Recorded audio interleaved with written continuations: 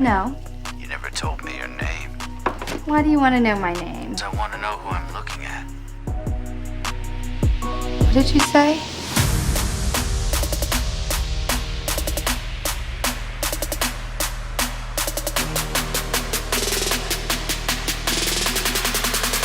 You like scary movies? Uh-huh.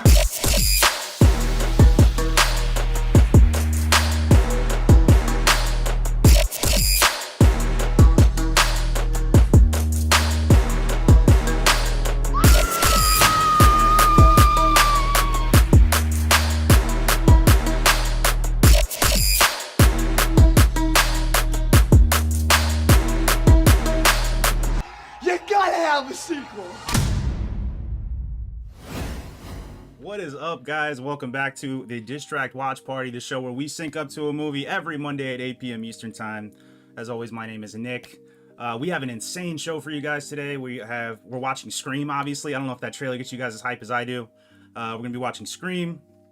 We have horror villains trivia. So, I see we have some horror aficionados in the chat, specifically Hector. How's it going, Hector, as well?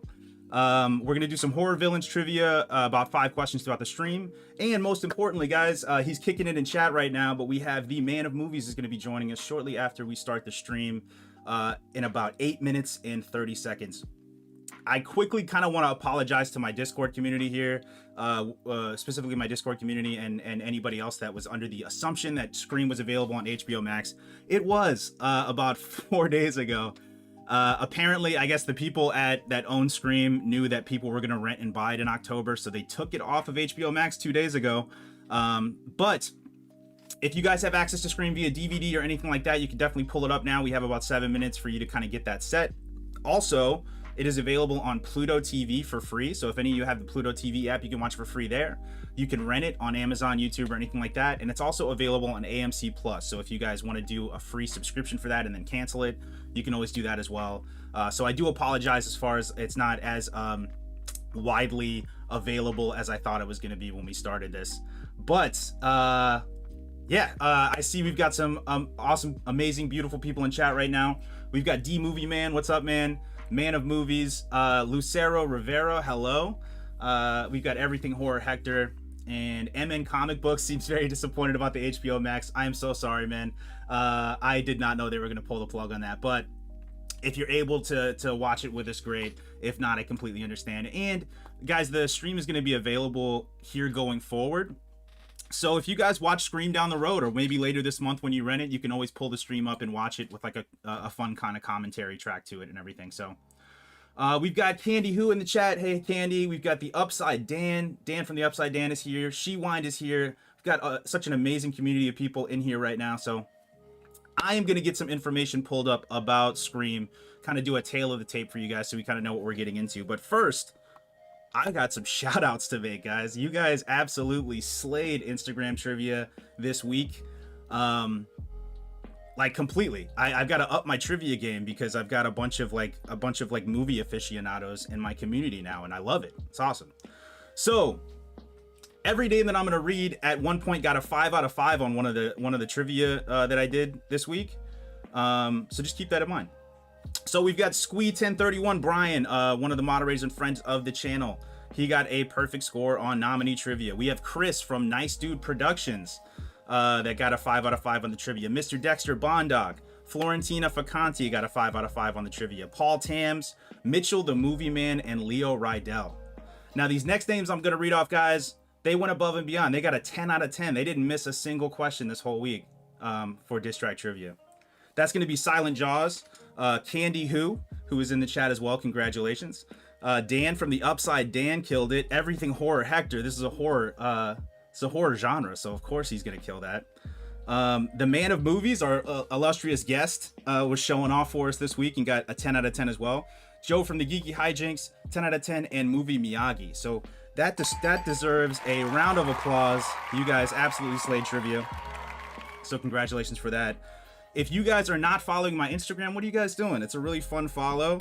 You can follow me at TheDisTract. I post weekly trivia, or twice a week, for nominees and for the movies when they come out. So make sure to follow that and keep an eye out for those trivia there. Also, guys, we're watching Scream You may ask why we're watching Scream. Was it just did it just fall out of the sky? Did I just pick this randomly? No, you guys voted for it. So if you guys want to vote on what movies we watch going forward, you can definitely do that in the Discord linked in the description below. I post nominees every Wednesday, and then every Friday we select a winner based on whoever has the most votes. And that's kind of how we do this thing. So if you guys want to have a say in what movies we watch, definitely make sure to check that out. But without further ado, I'm going to get some information pulled up regarding Scream here. Scream was released in 1996. It is a 90s classic. It is directed by the horror maestro Wes Craven, written by Kevin Williamson, and it stars a mishmash of 90s, I love the 90s personalities, such as, or including but not limited to, Neve Campbell, Courtney Cox, David Arquette, Drew Barrymore, Skeet Ulrich. I haven't even heard that guy's name in forever. Awesome. Let me see what we got it here in chat. Oh, Dan said it's a really fun follow. Thanks, Dan. I appreciate it. Florentina hopping in to say hi. We've got some cool Florentina news coming up later in the stream, so stay tuned towards the end of the stream here for some fun Florentina news here. Let's see. MN Comic Books wanted Halloween Town. Hi, yeah, man. That was a fun one. Yeah, we went with Scream, but Halloween Town is a classic. He definitely gets you in the mood for Halloween, so I completely understand that. She wanted Halloween Town as well. I can totally see that as well. Awesome, guys. Well, let's see. So for Scream, let's go ahead and read the synopsis here. So a year after the murder of her mother, a teenage girl is terrorized by a new killer who targets the girl and her friends by using horror films as part of a deadly game. Guys, real quick too, before we get into some of the trivia here for Scream. See, we got Soda's channel hopping in the chat. Hello, how's it going? Thanks for stopping in. Let's see. So before we get into some of the trivia on here, if you guys haven't done the DisTract watch party before, if you have access to the movie, be it DVD, VHS, Amazon, anything like that, like I said, it is available on Pluto TV and AMC Plus for those of you that have that. What you're going to do is pull the movie up. You're going to let it play for about 10 seconds and pause it. So the screen should match. Let's see, 1 second here. It should just be a black screen here, because I guess 10 seconds in the screen is just a black screen, but it's going to match this thumbnail up above my shoulder here. Once you have that all set, you're just going to chill and wait, and then once this countdown timer gets down to 0, you're going to see a cool countdown animation that's going to prompt you to press play right when you need to. So, let's see. The storyline: a year after her mother's death, Sydney Prescott, Neve Campbell. By the way, guys, Neve Campbell's birthday was yesterday. If that's not prophetic, that this is meant to be tonight, guys. This Scream watch party is meant to be. The Neve Campbell's birthday was yesterday. Happy belated birthday to Neve Campbell. Kathleen says, "Oh no, Pluto TV only in Spanish should be fun." Well, I guess, guys, if you want to brush up on your Spanish, you can watch it on Pluto TV for free there. I think Candy was gonna watch on Pluto TV. She knows Spanish, so maybe that totally works. A year after her mother's death, Sydney Prescott and her friends start experiencing some strange phone calls. They later learn the calls were coming from a crazed serial killer in a white-faced mask and a large black robe looking for revenge. His phone calls usually consist of many questions, the main one being, "What is your favorite scary movie?" Along with much scary movie trivia, ending with bloody pieces of innocent lives scattered around the small town of Woodsboro. Speaking of movie trivia, guys, we're going to be doing horror villains trivia again once the stream starts here. We have about 50 seconds. I'm going to hop through a little bit of trivia here, and then we'll go ahead and get into it. At around 52 minutes into the movie, when Henry Winkler opens the closet, his black leather Fonzie jacket from Happy Days is hanging in it. So we'll keep an eye for that. Also, real quick too, guys, there's a cameo from Linda Blair, the Exorcist girl, the pea soup, crab walking Scream Queen herself is going to be in here. I think she's a reporter, and she has like a zebra skin suit on. So guys, again, right at 10 seconds, we'll go ahead and do the countdown animation. You'll see an animation come up. It's going to tell you exactly when to press play.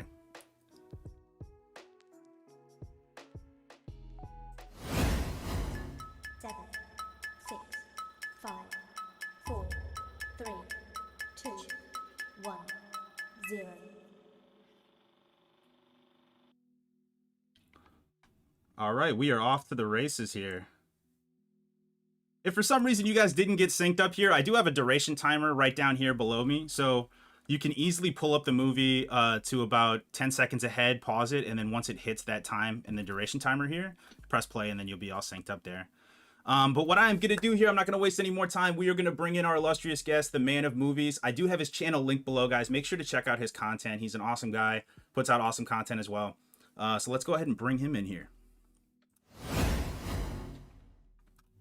What's up, Jonathan? He stepped away from his computer. Is Jonathan there? I think Jonathan's terrified because this Drew Barrymore scene that we're watching right now is very intense. Also, guys, real quick too, look at what I got. I came prepared, guys. I've got some legit old school Jiffy Pop right here. That's dedication, right? I've got some really old it's not old popcorn, but look at that. Oh, dude, perfect. It's like a perfect match. Oh, man, movie says he's here. Okay, let me check the screen. 1 second here. Oh, wow, he is here. Okay. That's my bad. Are you... Can you guys see him now? Is he up? Let's see. Can you hear me? Yep, I can hear you. What's up? You were coming through, guys. Let me know. Yeah, he should be all good on the stream now. Awesome. I guess that was my bad. I don't know why it was like showing an empty You're all chair. good. He's like, I was like, John changed his mind. He's out of here. He was like, I'm not doing this. I'm like looking at myself like I'm here. Yeah. That's funny. What's up, everyone? Dude, I didn't think it was like a perfect match. Like, I guess they haven't changed Jiffy Pop in 20 years or whatever, but I know, man. It's like a perfect match. How cold is that popcorn though? It's a little cold. I did pop it a little early. It's hers is going to be a lot hotter than mine very shortly. Oh yeah, absolutely. Yeah, you're right about that one. So you picked our nominees this week. Where does this one rank for you on like Halloween classics that you kind of revisit year to year? Yeah, dude. I think for me, this is this goes all the way to number one. Scream is my all-time favorite horror film, and it's one of my favorite films of all time. So it ranks up there. I watch Scream multiple times a year. Last year, I even saw it at the movie theater. Oh, cool. This would be such a fun theater experience, man. Dude, did you go with like a packed house? Was there a lot of people there? No, because of COVID, you know. Oh, yeah, true. Yeah, but it was still a really good experience with the people that were there. This seems like a really fun movie to watch with a crowd, you know. Yeah, it was really good. Oh, dude, I wanted to bring up too while we were on stream. Hector from Everything Horror Hector actually tipped me off to this, so props to him in the chat. But did you hear about the Scream 5 marketing thing that they're doing? With the Airbnb? Yeah, dude. Isn't that amazing? I did. I saw that. Guys, if you guys aren't aware, I have it linked in the chat here, but essentially, Everything Horror Hector says it's actually coming out again on the 10th, so I guess you can watch Scream in theaters on the 10th, which is really cool. Oh, nice. If you guys haven't heard, Scream 5 is coming out. I think it's Scream 5, right? I think it's the 5th installment. Yeah, Scream 5 is coming out early next year, and the marketing team for that has gone like completely above and beyond, and they have the original Scream house. I don't think it's this one. I think it's Stu's Party House that's going to be the one that it is. Yeah. But they had the original Scream house, production designed the same. It looks exactly the same. It's even got the same like knife like marks and stuff on the door and everything. They're listing it as an Airbnb for 3 nights, and you can request to stay there for $5. So it costs $5. You can request to stay there, and then when you're there, they're gonna be popping some Jiffy Pop.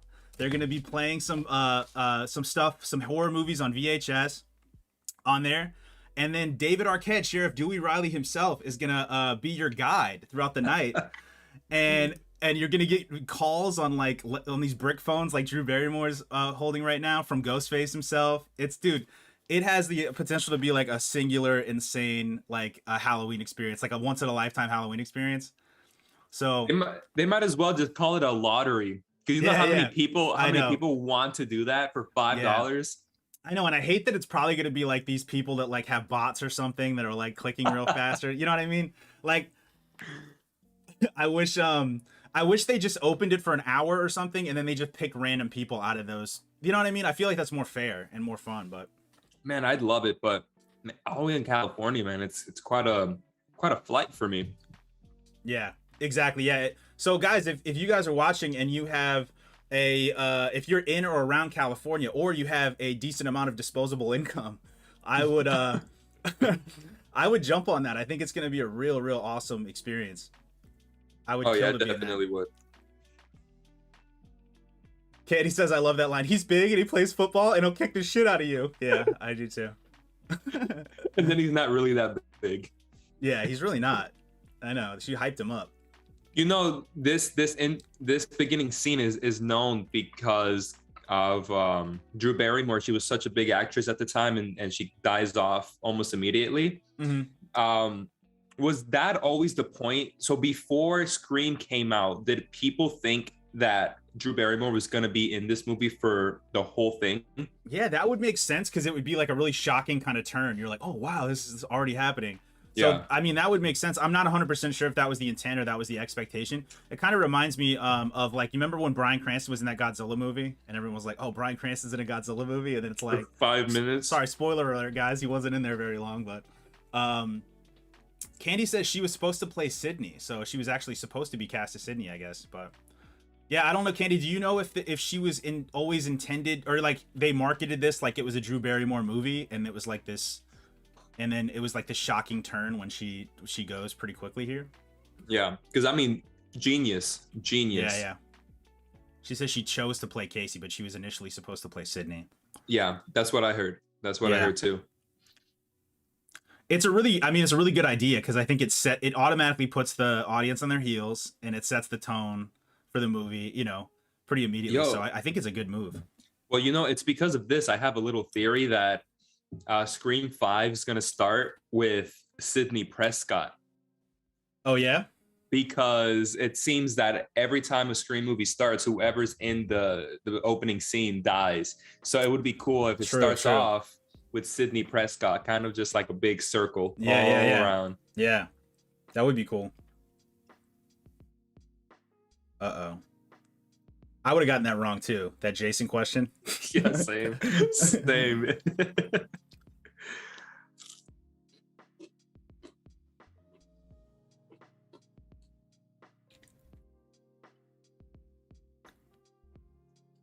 I was always confused. So many guts.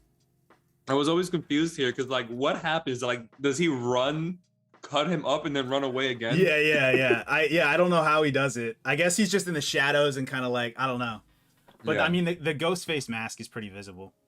Yeah.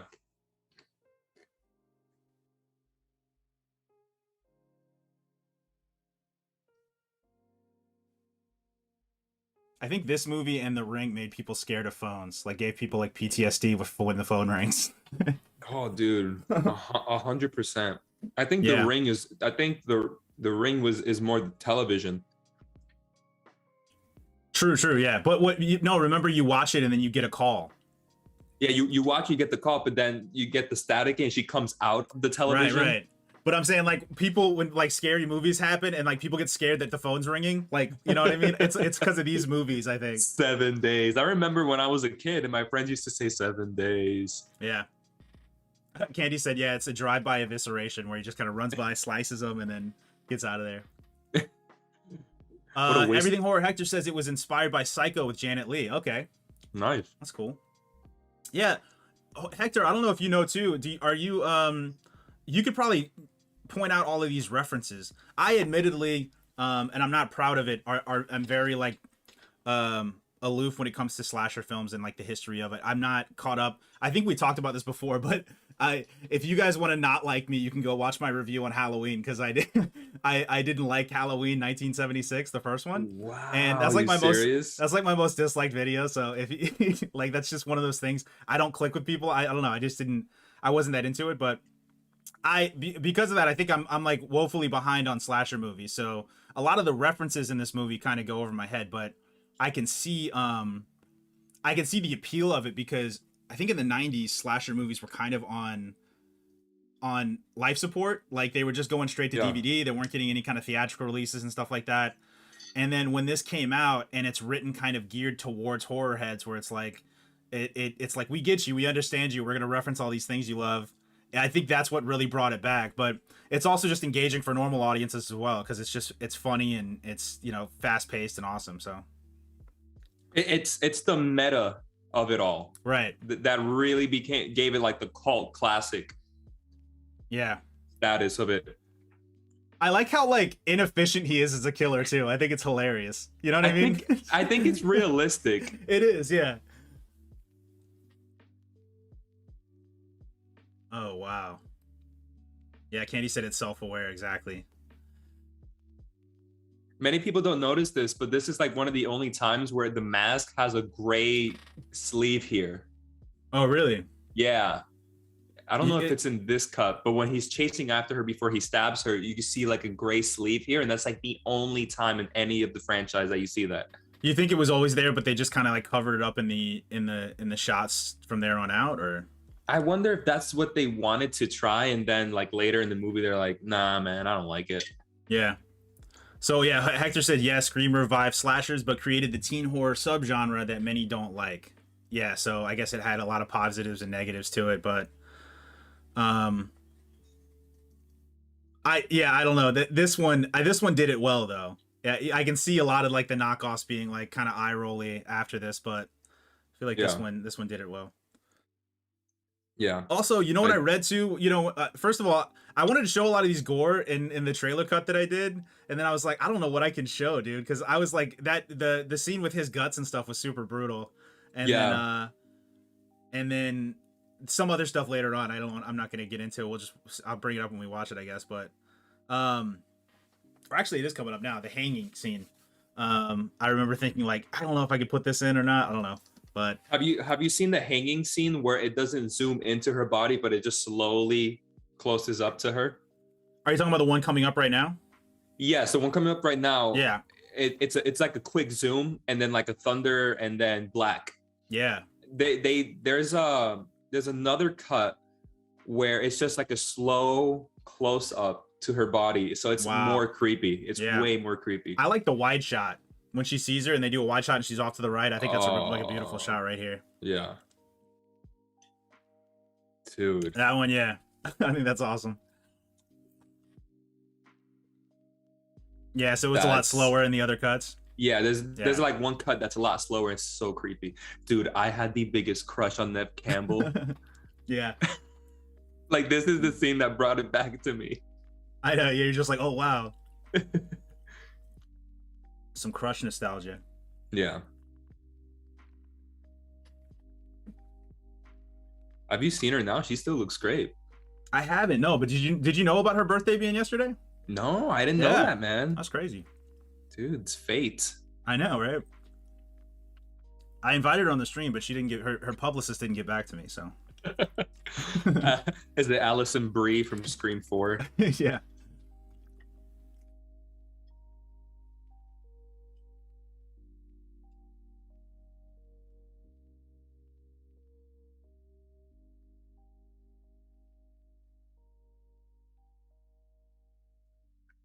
Do we know what he does for a living?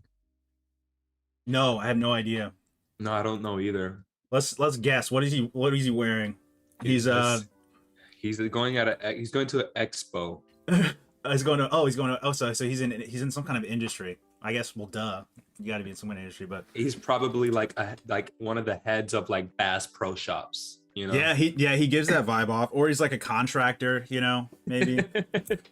Like, what's the token dad job of the 90s? I'm trying to think. Like construction or road work or something like that. Right, or he does some kind of blue collar weird, weird job. Yeah. I mean, he makes a lot of money because there's a shot once you see the house. It's a big house. Yeah. In California. Just want to give a quick round of applause here to her boyfriend, because he was there like that when the dad left. Like the dad left, like literally exited shot, and he was in there like immediately. Like his spider sense is like amazing. What's his name? It's Skeet Ulrich? Skeet Ulrich. Ulrich. Apparently they worked on another movie. I think they were both in oh man, what is the witch one? The Craft? Yeah. He was in The Craft? I think so, yeah. I think they were both in The Craft. I don't remember him. He might have had In The more of a bit role, but I had heard, I think when I was looking up trivia questions for this, they said like they worked on another film that same year. Yeah, Candy says he was, yeah. Okay.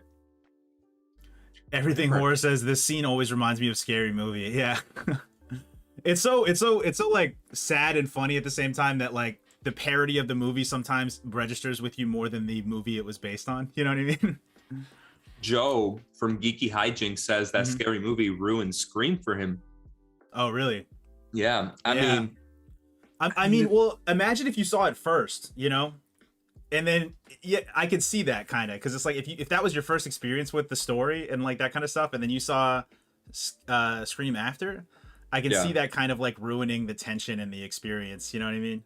Yeah, and when I was younger, I used to get them confused, especially because of Arquette's character in this film. He's really goofy, like the Scary Movie character that plays Deputy Doofy. Yeah.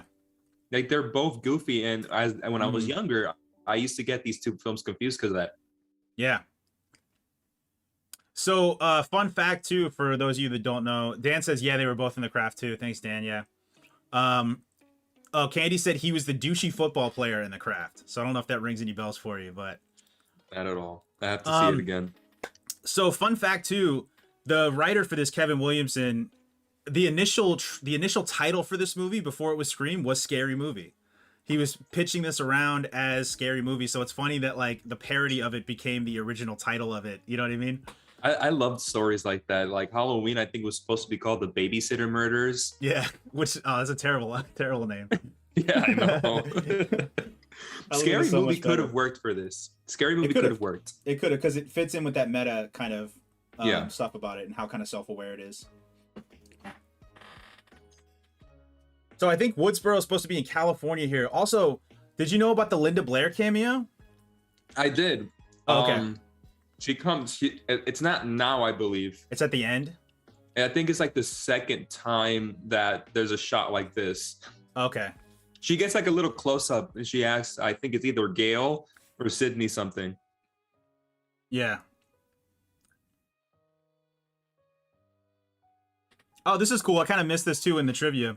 So at around 12 minutes back when they found Drew Barrymore's body, or Casey's body in the tree, Casey's parents come home to find something is wrong. Her father tells her mother to go to Mackenzie's. What's funny is this is the same thing Laurie, Jamie Lee Curtis, told Lindsay and Tommy to do in Halloween 1978, of which this movie contains many references. So there's like little callbacks to that, but apparently go to Mackenzie's is what Laurie says to the kids at the end of Halloween. I remember that scene too when I was doing my watch for it. Oh, that's pretty cool. So that's the thing. I think that's the thing that a lot of like horror fans appreciated about this is Kevin Williamson, the screenwriter. He really loved all those movies, and like he put in these little cool seams and threads in here that really come through. Do we know if Williamson is writing Scream 5? Oh, that's a good question, actually. Let's see. It's called Scream 2022, I think. Yeah, it's just Scream. Yeah.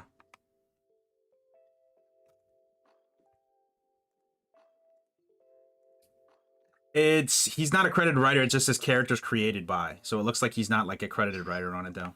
Gotcha. Oh yeah, Hector says Billy's last name is Loomis, just like Dr. Loomis in Halloween. That's cool. So the names are probably references to stuff too. Are there Hector? Are there other names that are references to stuff as well, like other like character names? Here's Deputy Riley. Here's Doofy, I guess. Doofy. Also, the legend Henry Winkler playing the principal is amazing. Yeah, dude. Did you know about the Fonzie jacket thing? No idea. Nice. I had no idea. That's what I love about doing these watch parties, especially like people like Hector and like Dan and stuff in here as well. Ryan Thomas Wayne in the chat. How's it going, man? Thanks for stopping by. The movie that defined a genre. Good choice. Thanks. Yeah, no, we're having a lot of fun with it. If you want to watch along with us, we have a duration timer too. So if you want to hop in and watch with us here, we just got started about 20 minutes ago. I like it because people that hop in the chat, they know so much more about these movies than I do. So it's so cool because I watch it and it's almost like I get this like democratic commentary track with the movie where people are going like, oh, did you know that this scene or this actor did this? And it's like, it just makes a whole different experience for it. That's why I love doing them. I've seen this movie so many times, and there's always something new I've never caught before. Like that Fonzie jacket was one I've never even heard about. Or said, bro, there's a ton. I'm guessing like a ton of name references. Okay. You don't have to write a novel. I can check it out after. Appreciate it, Hector. Or you can write a novel, Hector. Yeah, if you want to. Also, I forgot Malibu's Least Wanted is in this movie too. Jamie Kennedy. Dude, I can't even with that movie. I think that would be a fun watch party movie at some point too. Just one of those so bad it's good kind of. It's probably aged terribly. It's probably so like problematic now. Dude, I saw the film like 2 years ago and I couldn't even. Yeah.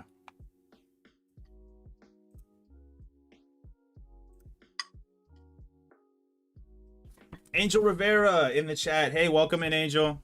My brother. How's it going? Oh, cool. Awesome. Can we just say whoever casted this movie just like amazing? Killed it. Yeah, it was awesome. They were like they weren't like huge names, like you said. I think Drew Barrymore's the biggest name there, and that's why they kind of get rid of her pretty quickly and stuff in the script. But yeah, they're all so fun in this. Like it's all really fun performances.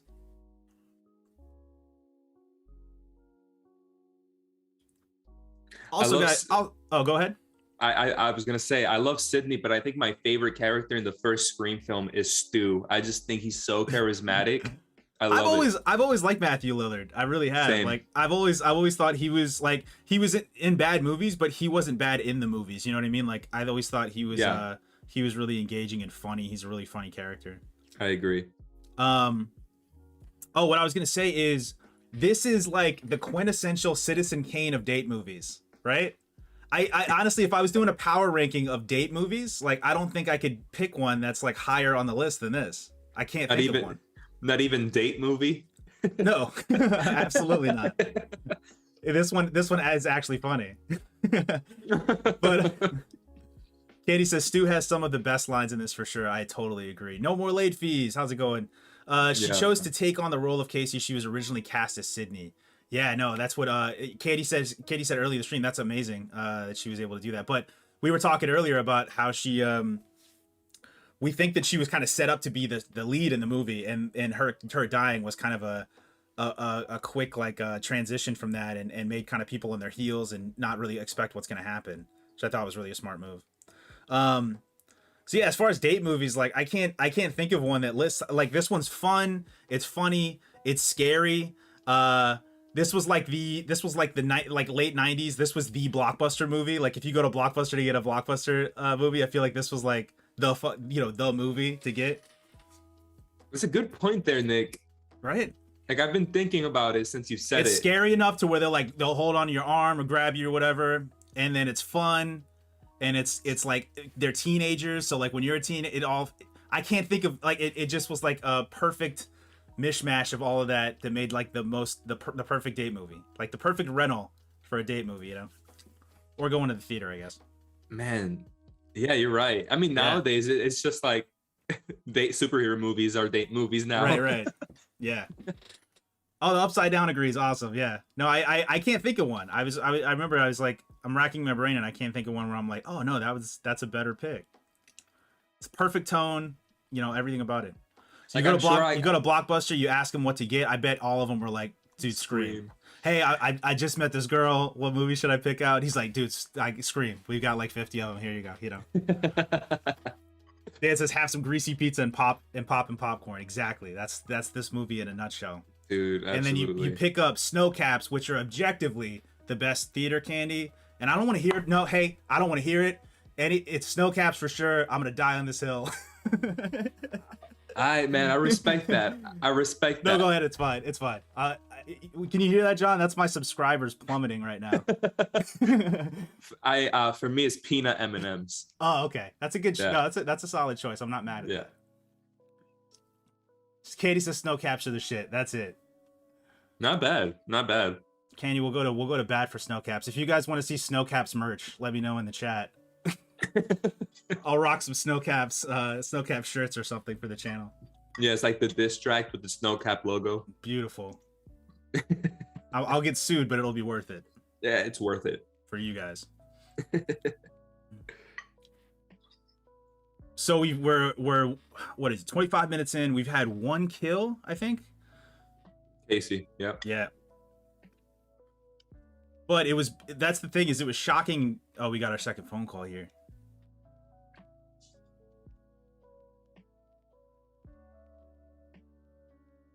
It was shocking enough to kind of like to justify the amount of time before something else happened. You know what I mean?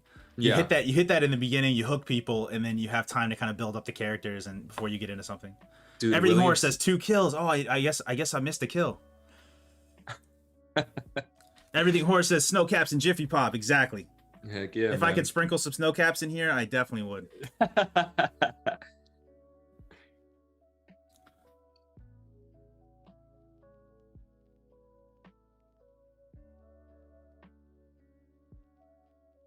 Meta. You know, yeah. You know, the one thing about this film that always got me is, why didn't they just say wrong number and hang up like immediate? Like, you know what I mean? Yeah, was that a thing? Like, I don't know. Maybe it was when I was younger and I'm just not remembering. But when you got calls from random people, you just talk to them, I guess. Yeah, I'm like, maybe this could be a movie one day. Yeah. Oh yeah, no, Everything Horror's right. I even saw it. It was the boyfriend was the first kill, and then Drew Barrymore was the second. I'm an idiot.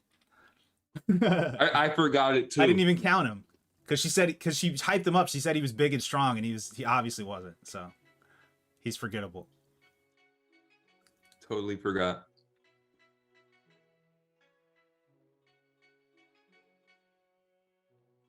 I feel like the direction in this entire sequence is amazing. Wes Craven really upped his game for Scream. Yeah, he's got such a great eye for like pace and tension. Yeah. Like releasing, and like he's just able to build tension so like perfectly in these scenes. It's nuts, dude. Also, this is for my money at least, this is one of the most underrated horror scores. Like the music in this is like really, really good. It's because there's not that one theme that catches you like Friday the 13th or Halloween. But as a whole, this score is totally underrated. It's so perfectly weaved into the film as far as like playing with the tension and stuff like that. The music is so perfectly complementary to it. It's awesome.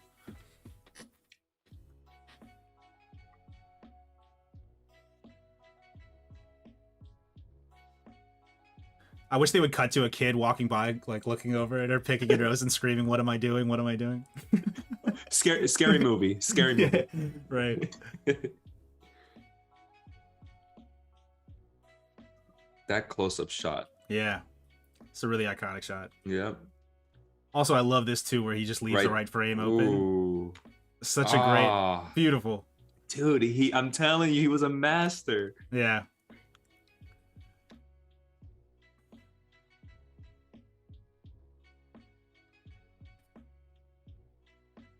I think you can see their eyes from here. The killer's eyes.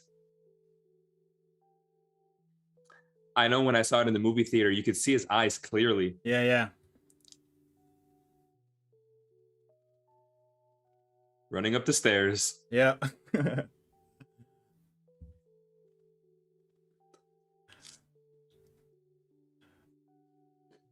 For a guy that like, for a guy that's like a serial killer, he's so bad at it. It's so funny. It's like he's so not efficient as a killer. But like you said, it makes it more realistic and brutal and stuff like that. So like I totally get it. Have you ever worn a ghost face costume? No. You can't see anything. I was going to talk about that too. So when you're making a slasher film, the Upside Down says, so the mask I have is accurate. The mask, you can easily see my eyes. Okay, yeah. So he says he has a pretty screen accurate mask, and you're right. You can definitely see through the eyes there. Yeah. I was gonna say, when you're doing a slasher movie, like one of these iconic slasher movies, or you're writing it, you're kind of coming up with a story. I think it's super important that your killer, or whoever the killer is, be a pretty easy Halloween costume. You know what I mean? Like, the more complex it is, I feel like the less like popular it is. Because like Michael Myers has such an easy like Halloween costume. Jason is a super easy Halloween costume. It's just like kind of a quick mask. I think that helps because I think it hypes the movie up, because then more people are that for Halloween, and then it kind of adds to the mystique of the film, you know? I always thought this was a pretty good jump scare, even though I've seen the movie. Yeah, it was pretty smart. Yeah, but you even see it nowadays, Nick, when horror movies try to make iconic, quote unquote, iconic villains, they always just try to do something simple. Even with Happy Death Day, it's just like a baby mask. Right. Yeah.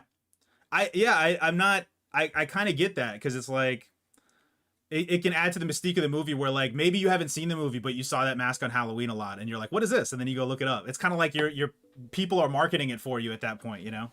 Exactly. Wes does it with all his killers. Freddy gets destroyed in the first nightmare. Okay, yeah. Candy says, well, you know, this was a costume readily available to buy before this movie came out. I remember seeing it a year or two before the movie came out. Oh, okay. So the Ghostface costume was around before the movie was, I guess. Yeah, I think you're about to see what it's called. I think it's called like Father Death or something. Father Death, yeah.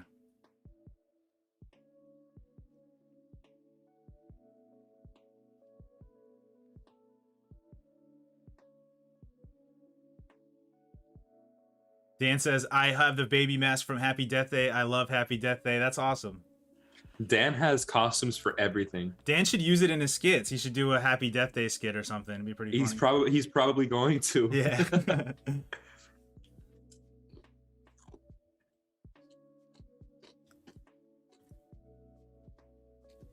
I think it'd be funny to cut this movie where like there's a murder in the house, and then cut it with Nightcrawler where he runs in. Did you see that movie where he like like he runs in behind them and shit? That would be so cool. Dan says, I just thought of that now that you guys say that. Do it, man. Come up with a cool Happy Death Day skit. That movie doesn't get enough love, I don't think. Yeah, I really like Happy Death Day. The second one's okay, I think. Did you see Freaky with Vince Vaughn? I liked it. Dude, I love that movie. I thought it was amazing. Yeah, he was so funny in that movie.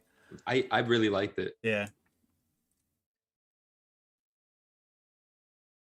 Everything Horror says he doesn't, he's not sure he agrees with Candy. He says, I don't know. I remember interviews about them trying to come up with the masking costume. It's possible that, like, when you say come up with the mask, they were trying to, like, piece together, like, existing masks to come up with kind of a feel for the killer.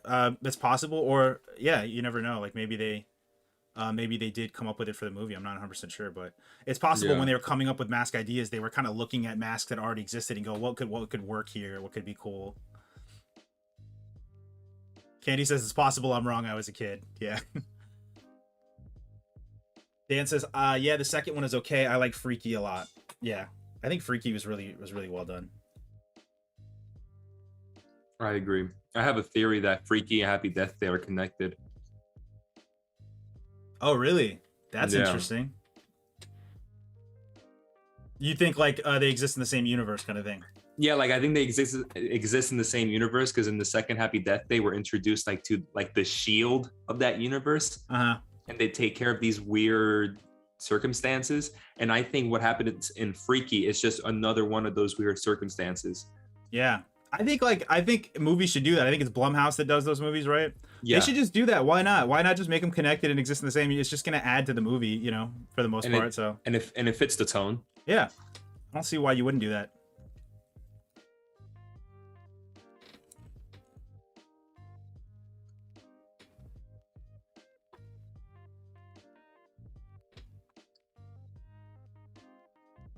Did you ever play The Last of Us? No, man, I'm not a big video game guy. Oh, okay. So I was gonna say the guy that plays the cameraman, I think, was one of the motion cap actors in The Last of Us. He like showed his likeness and stuff. Really? which is kind of a horror video game, so I think it's applicable. But Yeah. They're making the HBO show. yeah, I think it's gonna be cool. Even though I think the game's perfect, so I don't know how the HBO show is gonna kind of fit with that. Father Death. Yep. Everything Horse says, "Wow, it's true. It was created by Fun World." Upside Down says, "Hey, oh, we have Sean from Lost in the Real hopping in to say what's up. How's it going, Sean? What's Appreciate up, you hopping Sean? in here."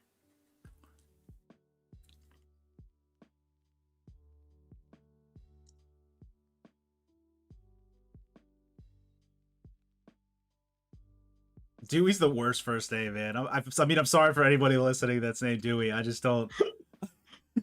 But it's Dwight. His name is Dwight. Yeah. It's Dwight. Dwight. It is Dwight. Okay, so Yeah. Dewey's short for Dwight. Okay, Yeah.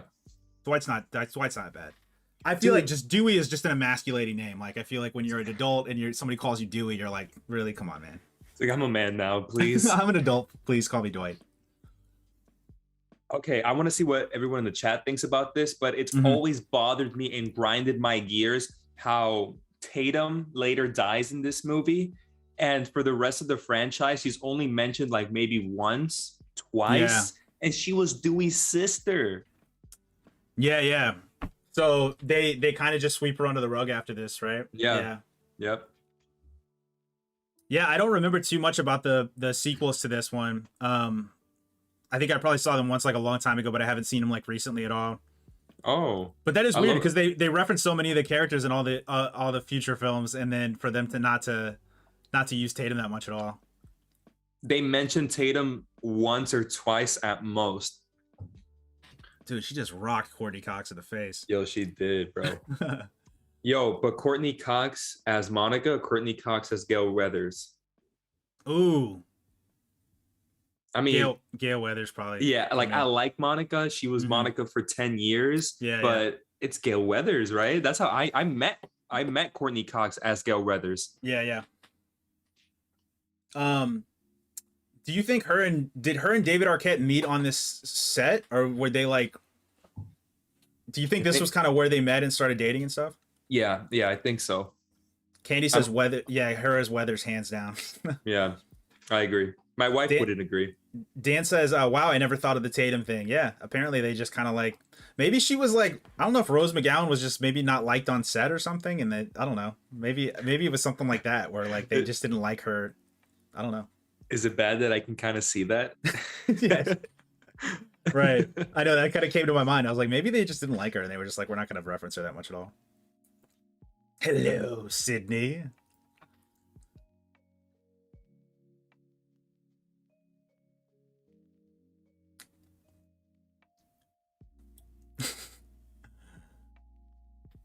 That's so obviously not Matthew Lillard. There's no way that I'm hearing Shaggy from Scooby-Doo on the phone right now. There's no way that that's his voice. It's a voice recorder or a changer. Yeah, Katie says when he says, "Bam, Sid, super bitch." That's another favorite line.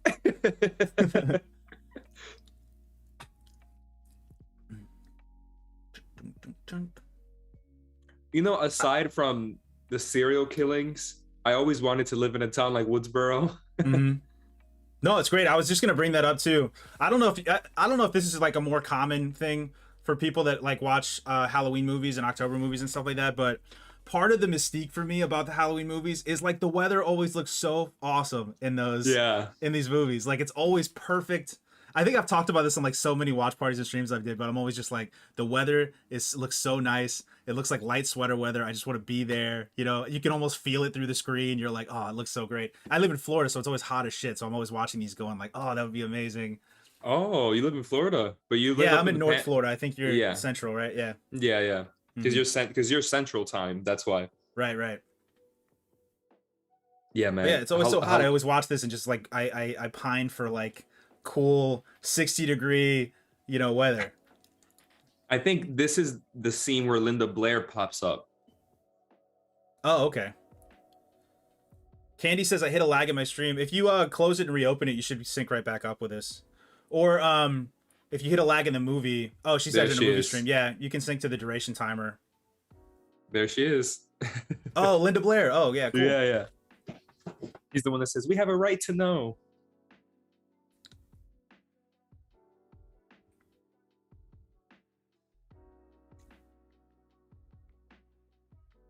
Tatum is a vibe. Hector says, "Did you guys ever get a voice changer thinking you'd sound like the killer?"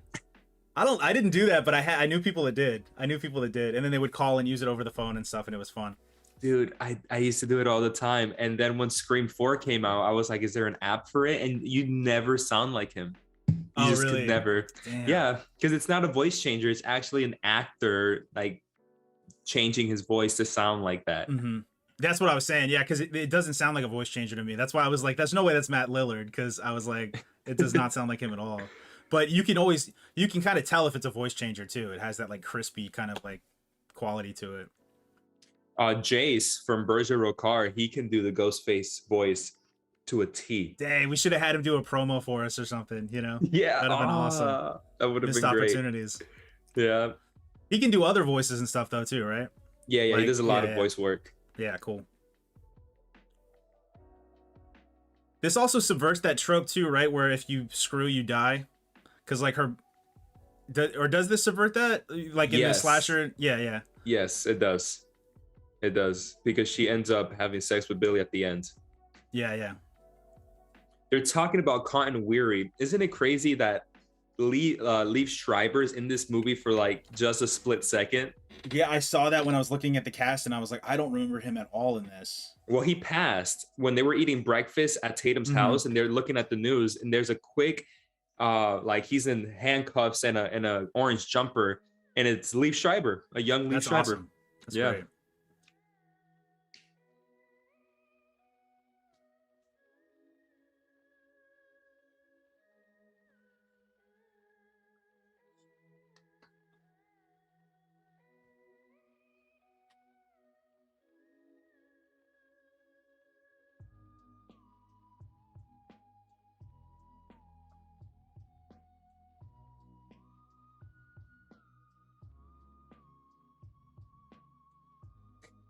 She's so altruistic. I love it. I like that he smiled and then he realized it was for book sales and was like, but Gail has such a great arc throughout the whole franchise, because she doesn't stay like this bitchy character. Yeah. She grows, she evolves. She's developed really well. Yeah.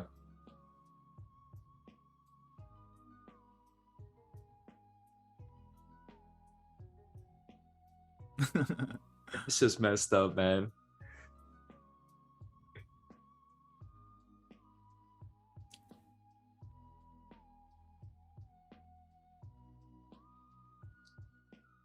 Poor Sydney. Is Sydney your favorite final girl? She is for me. Ooh.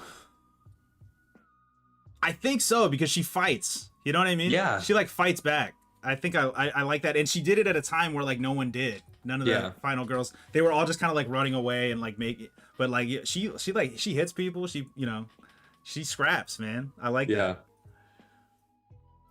I agree. That's the same reason why I love Sydney. Yeah. Do you think that they laid did they lay like pretty, like watching it after the second time, did they lay pretty big breadcrumbs that it was that like who the killer was? I think that was the point though, Nick. I think that they laid these huge like rock boulder type of breadcrumbs that it's them to then subvert your expectation because it's too obvious. Yeah. Right. At least for me, when I first saw the movie, and even for other people that were watching it for the first time, they thought it was too obvious. Henceforth, it's not them. Yeah.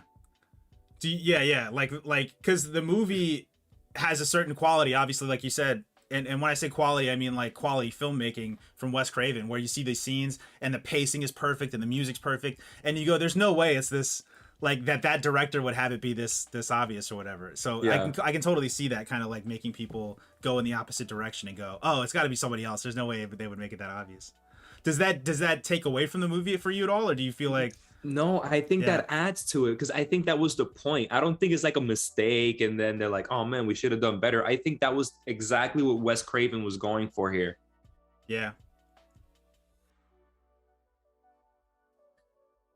Dude, I love everything Henry Winkler's in. He's so awesome. Have you watched Barry on HBO? No, I was about Dude. to ask you. He is so amazing in that show. I love that show. I think Candy watches that show too in chat. He's so great in Barry. He won his first Emmy for that show, He no? did, yeah. Very well deserved too.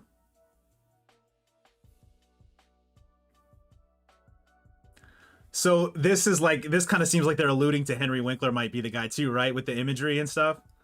It's the whole movie. You're They're kind of like, just second guessing yourself the whole time, you know? Yeah, they make it obvious that it's one character, but then somebody makes you second guess, and I love it, man.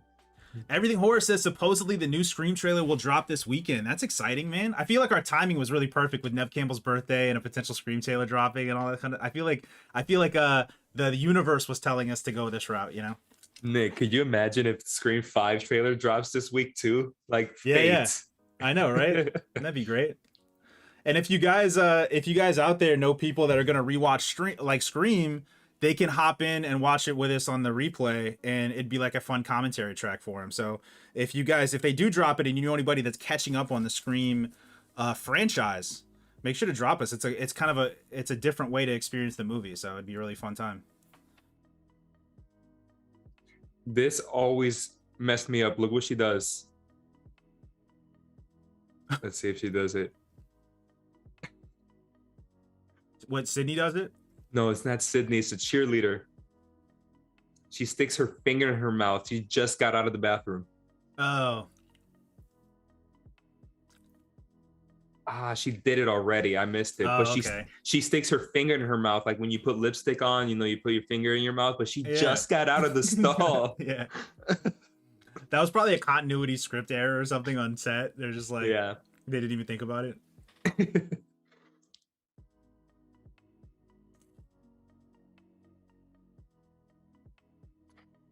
Okay, now this is a part that I always second guessed. What's about to happen? Dude, that bathroom looks disgusting. Oh, I'm sorry. Go ahead. Gross. It looks. It's warranted. Trust me. What the killer or the person in the ghost face costume? Is this Stu or Billy, or is this just another prankster? The guy that. Yeah, I don't know. I think they introduced the prankster so that it's ambiguous, and you're like, I don't know. I don't know. I guess they don't never address if it was them or not, but yeah.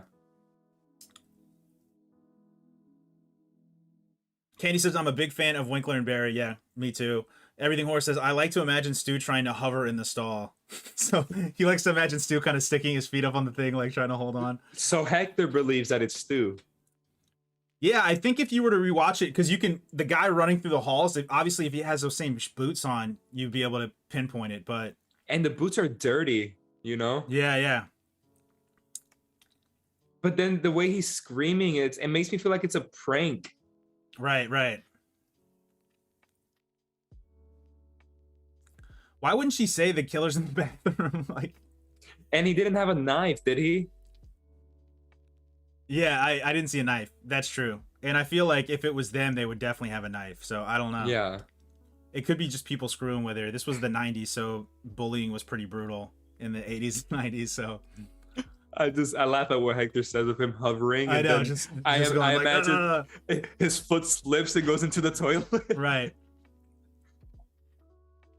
I always laugh at those. Like anytime that they're trying to be like ominous, I always think about what the practical what it actually would look like with them doing it. Like everyone jokes about the Batman thing where people turn away and he like runs off really fast, you know? It kind of reminds me of that, where it's like obvious, like it's so mysterious, like when you frame it that way, but you're like, he had to have just kind of scampered away really fast and looked really weird doing it, you know? He had to. Just like to get that mysterious, scary element for this movie, like Hector said, Stu had to be kind of like holding himself up or standing on the toilet or something. I know. Oh my god.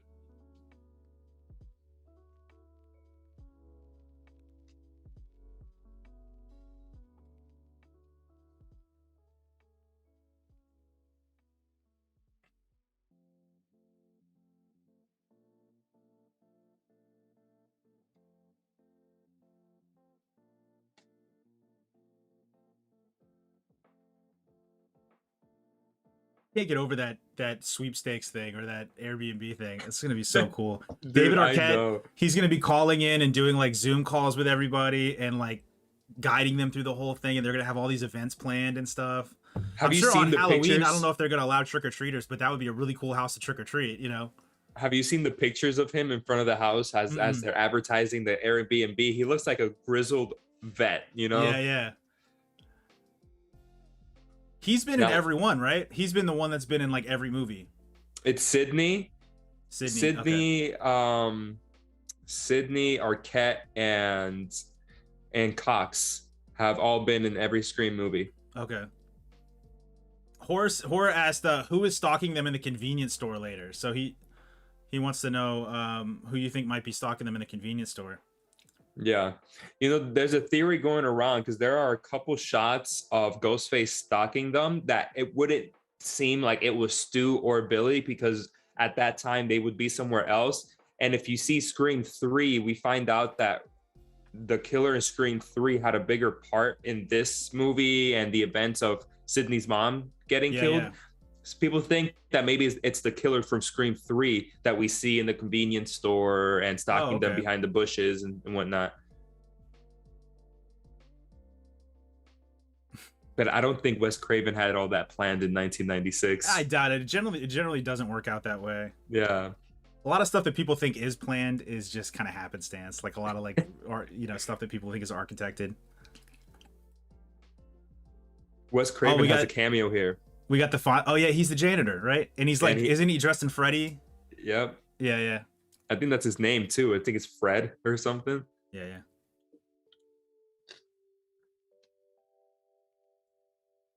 Yo, they ran fast. I know, right?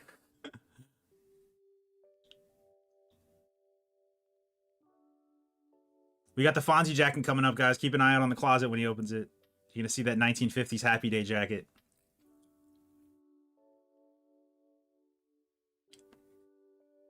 Pretty nice. Fred. That's awesome. And he goes, "You prick."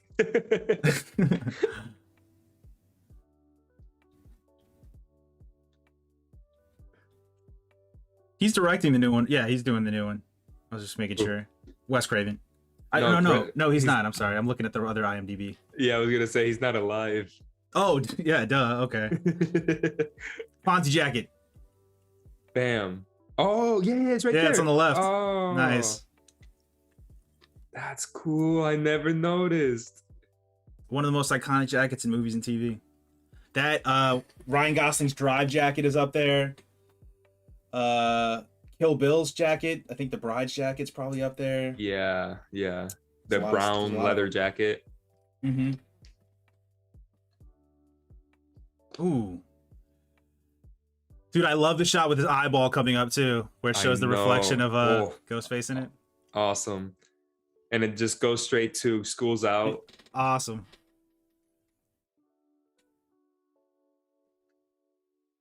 I love that. It makes it's like it's a perfect transition.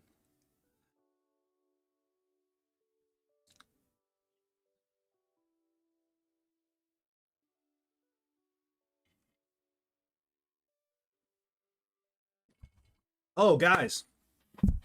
I've been slacking here. We got to get some trivia out of the way here, guys. Oh, trivia. All right, guys, I'm going to go ahead and read off some questions. I'll probably do them in a little faster succession just because we have 5 to get through for the rest of the movie here. But for the first question, guys, get your keyboards ready. Ooh. Which Cenobite leader, I don't know if I'm pronouncing this right, which Cenobite leader is the primary antagonist in the Hellraiser movies, which was another one of our nominees? Which Cenobite leader is the primary antagonist in the Hellraiser movies? Candy Who says Pinhead. That is exactly correct.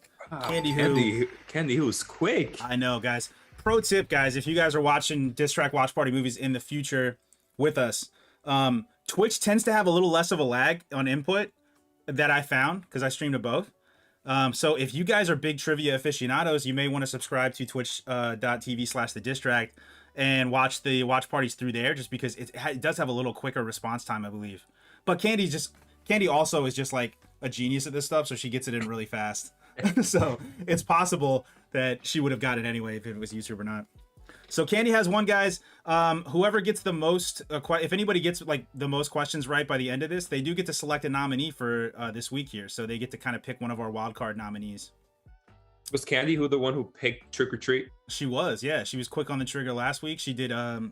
She picked Trick or Treat for us as well, which was a very good pick. It only lost by 1 vote. So I know, dude. It was close. Yeah. Now, this is a great scene, and I know many people love this scene. It's like so nostalgic to be at a video store and have these conversations. Right.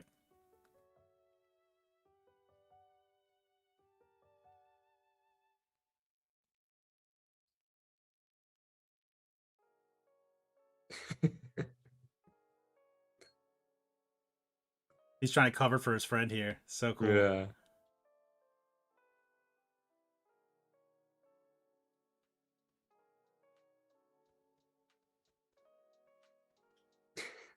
That girl, you saw that girl's head face, like. Yeah. I love when Randy says that that's the beauty of it all. Simplicity. That's Scream. That's Scream. Right.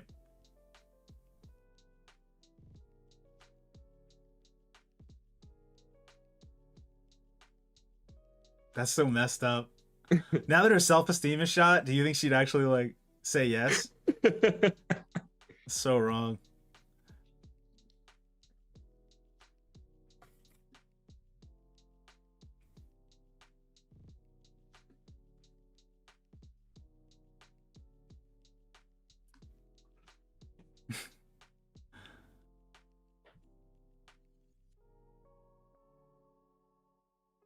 Everything Horror says, dang, I gotta go, guys. This was a fun catch. This was fun catch. Y'all later. Enjoy the rest for me.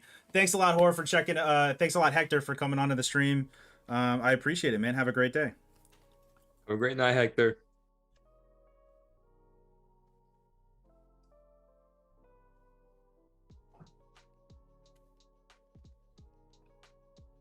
It's funny, Jamie Kennedy was like right about the whole. Yeah, he was. Dude, he's the smartest guy in this movie. He knows all the rules, man. So I don't know if you remember when you first saw this movie, but did you like? Because anytime you watch a slasher movie, you're constantly it's like a whodunit. You're like, who's the guy, right? Do you remember who your first inclination was? Like who you thought was the killer? Like when you first saw it. I mean, it's hard to probably remember back to that mindset, I guess. Yeah. So I honestly was like, it's Billy or Stu, but it's way too obvious. Who could it be? Toward the end of the film, it starts making a lot of sense that it could be Sydney's dad.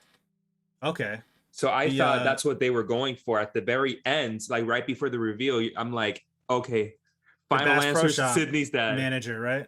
Yeah, Bass Pro Shop manager. Yeah. Yeah.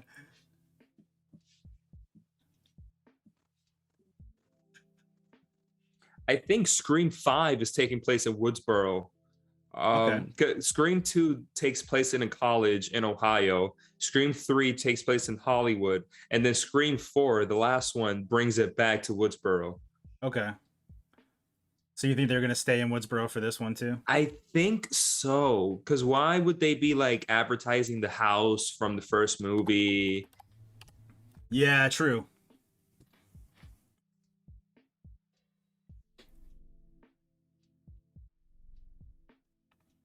That was one of the trivia questions I was gonna put in, but I thought it was a little too.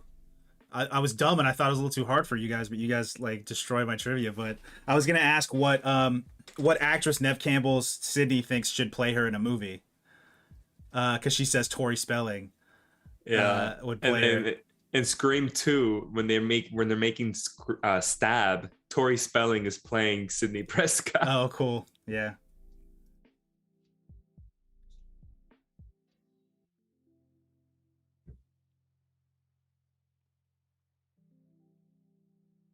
Like, why? Oh. Are there not cameras? Yeah, I know, right?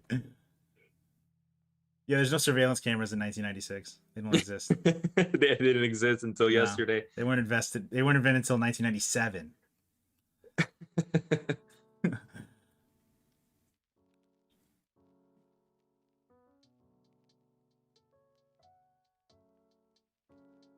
Yeah, you see? Ooh, okay.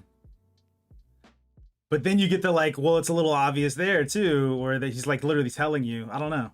Kinda. I see where you're coming from. Yeah. Craven tried his hardest to make Dewey just seem like a doofus. Yeah, yeah. He's eating a strawberry ice cream on Have Dewey. you seen The Usual Suspects with Kevin Spacey and stuff? Yeah, yeah. It would make sense if I was watching this. I'd be like, I bet Dewey's the guy because he's faking how like dumb inept he is or something, and like. Well, you know that's the twist for Scary Movie. Oh, okay, yeah, yeah, exactly, yeah. It was Doofy the whole time. Yeah, Doofy, for sure.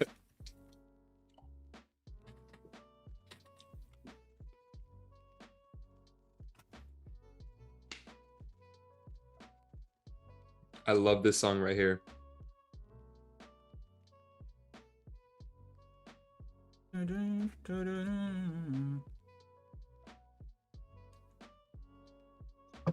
This is arguably the best third act in a horror movie. Yeah.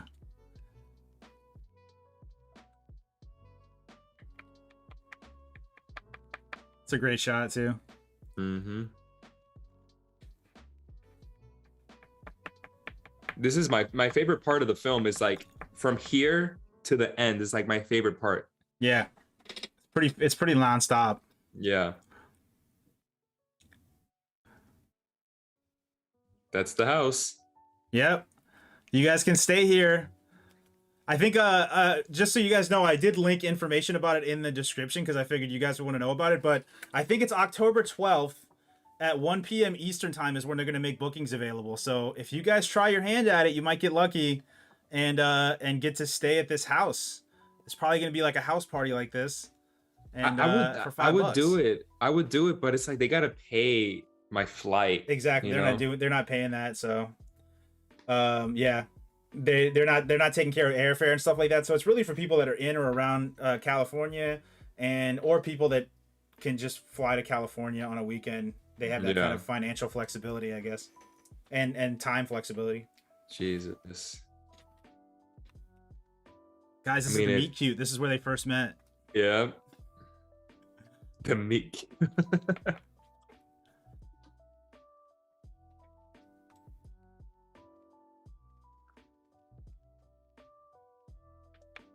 You're a wrestling fan. David Arquette's in that Ready to Rumble movie. I used to love that movie. Did you see that? The WCW one?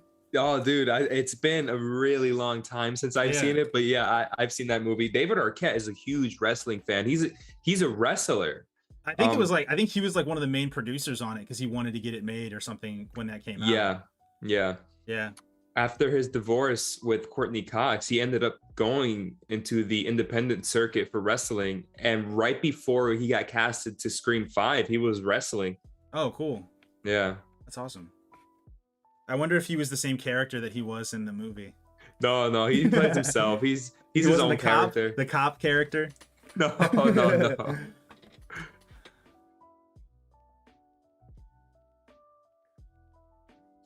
It's a pretty iconic robe too, the one that Stu has. True. It's the Hafner robe, I think. Mm-hmm. The Playboy robe.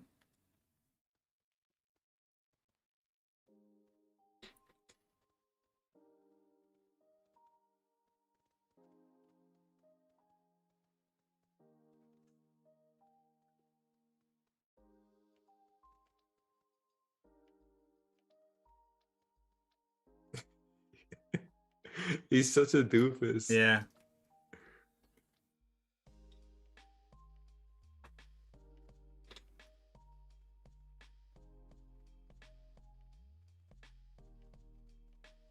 Do you get starstruck? No. Not really. I don't know. I haven't seen anybody in person that would really do that for me. I can imagine some names where I'd like second guess even saying stuff to them because I'd be like, oh, I don't want to hindrance them or something. You know what I mean, or something like that. I can see that for some people, but what about you? Have you met anybody where you've lost it? I've met a couple like famous people, whether it be like wrestlers or even like movie stars, and I've never gotten starstruck. Yeah, they're just people, you know? Right. Yeah. I think that's how I feel too. Is when you kind of see them, you're just like, oh, it's just they lose kind of that mystique of being crazy well lit with like it being presented in a cinema. I don't even know what word I'm trying to think. It's like a cinematic perspective. Cinematic perspective. I almost said cinematographer.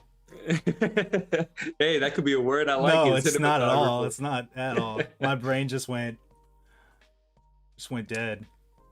Is this the famous it's pretty cold outside scene? Oh, yes, 100%. Okay, gotcha. It is very cold in this garage.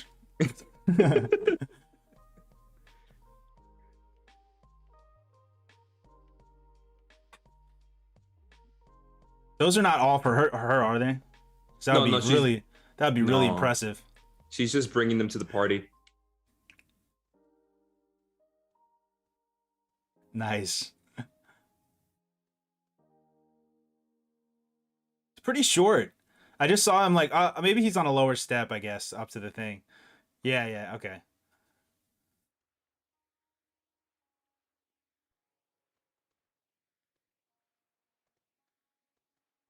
This is like I think this is the funnest death in it. Because it's so ridiculous. And this is the first time we get the name drop of Ghostface. Yeah.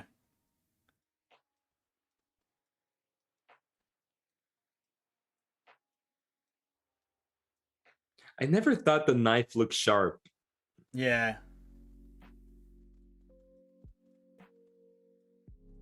Like Michael Myers' butcher knife always looks sharp. She fights too, man. She throws beers and like hits him. This is like a Jackie Chan scene. Dude, he should be knocked out, honestly. Yeah. Dang, dude, she's kicking his ass.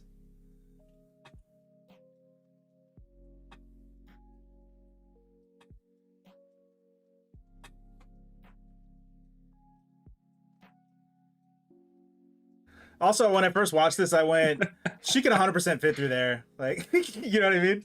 She really could. Yeah. You just go arms first and you're fine. But then there's no movie, so I get it. I think it's easy to get out of it too. Yeah. Oh, the sound. Yeah.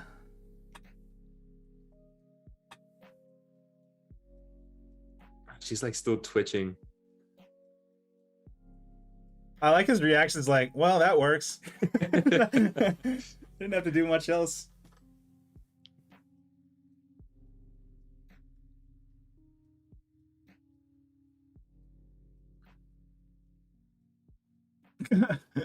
They're really hitting Billy as the killer.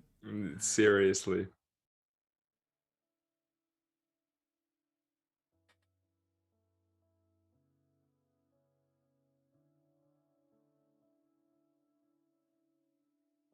Whatever.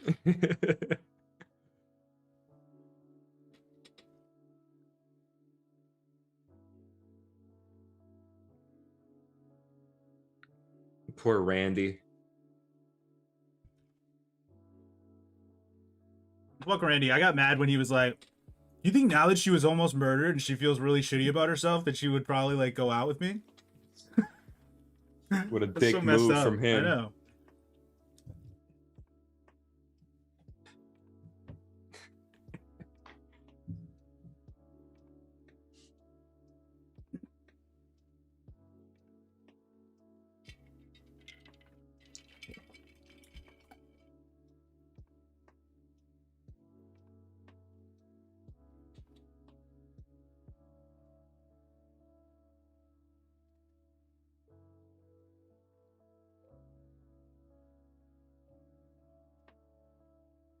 Berger Row car hopping in the stream. How's it going, man?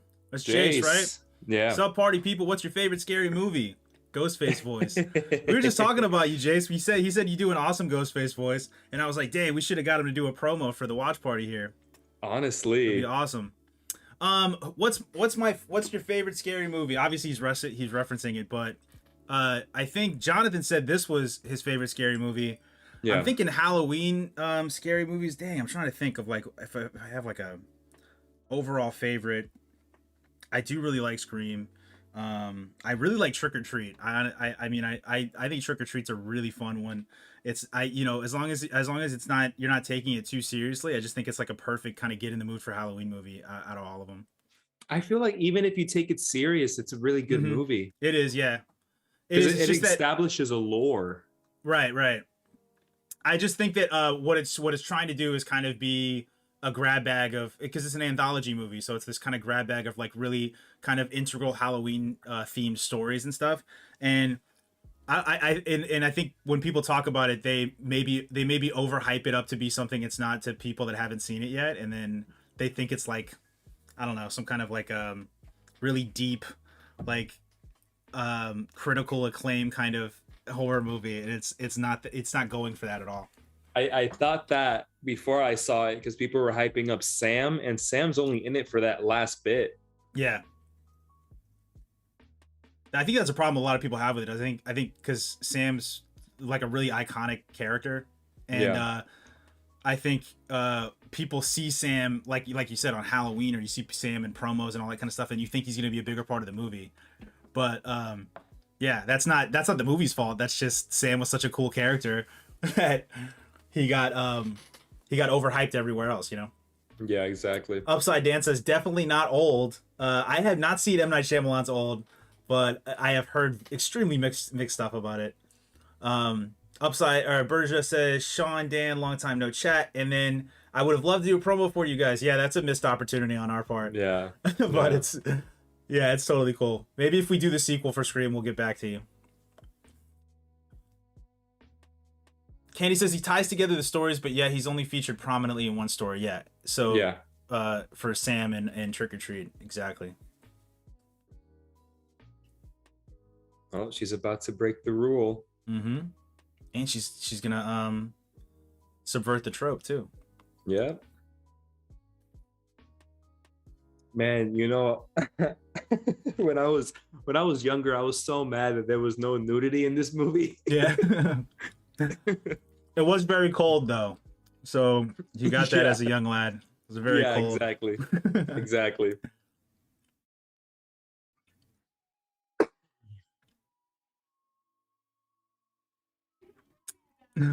I love that, like, they're watching Halloween. Yeah.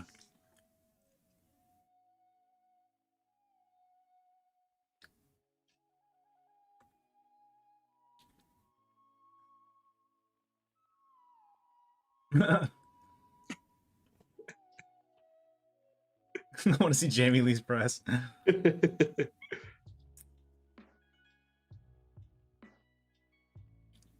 I love that line. She never showed her. She never showed her tits until she went legits. That was one of my favorite shots in Halloween. Was when he was standing in there with the guy on the wall, tapped the wall. I remember thinking, "Oh, that's such a cool shot." Some of the shots in that movie were amazing. I remember just going like, "Oh, these are really cool." I wish you really liked it, man. Yeah, I know. I want to watch the newer ones. I do want to catch like 2018's Halloween and stuff like that as well. Yeah.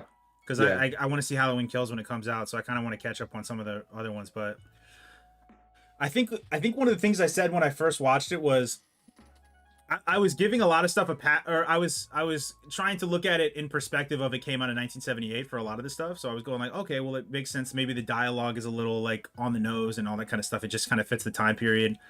But I think what happened was Michael Myers was hyped up for me so much as this imposing villain, and I'm watching that movie and I'm like, I think I said in the review, I was like, if you told me that this big imposing like horror villain would have gotten dispatched by like a sewing needle and like a coat hanger or something, because she like stabs him with a coat hanger towards the end and then she hits him in the neck with a sewing needle and he just like falls down, and I remember thinking like what like it seemed like very minuscule things that like it didn't kill him, but it just like incapacitated him for like long amounts of time. And I remember, I think when I was watching it, I was so surprised, and I was just like, is he just like falling down from a sewing needle in the neck like immediately, like a sack of potatoes and stuff? But it felt like that throughout the movie, where I felt like he was easily dealt with, and then it was more kind of like when I watched It Follows, it's more kind of like the persistent inevitability of him, and he just constantly just keeps gumming. That's scary. But I think what I had in my head watching the movie was that he was going to be this kind of really imposing, competent like killer, and then when I would see these scenes, he's kind of fumbling and just kind of like being dispatched pretty easily from things that I don't think would do that in real life. No, I gotcha. Yeah. I gotcha. And definitely with the sequels, they add on to that mystique a lot more. Yeah. Sean from Lost in the Reel says, Jason, I want to bring you home with me. Berja, Ricard, Sean, can the rest of the squad come with? Yeah, of course. They're definitely going to go with. Guys, you're embarrassing me.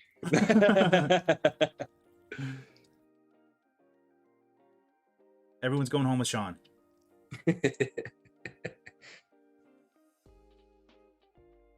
The obligatory tit shot.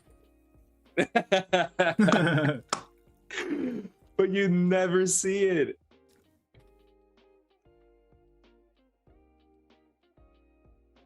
I laughed at that scene in Halloween too, because I think it was presented as scary, but I was laughing when he comes in with the sheet, and I was laughing because I was like, I was laughing because he's supposed to be this imposing killer, and I was imagining him cutting the holes out like an arts and crafts project.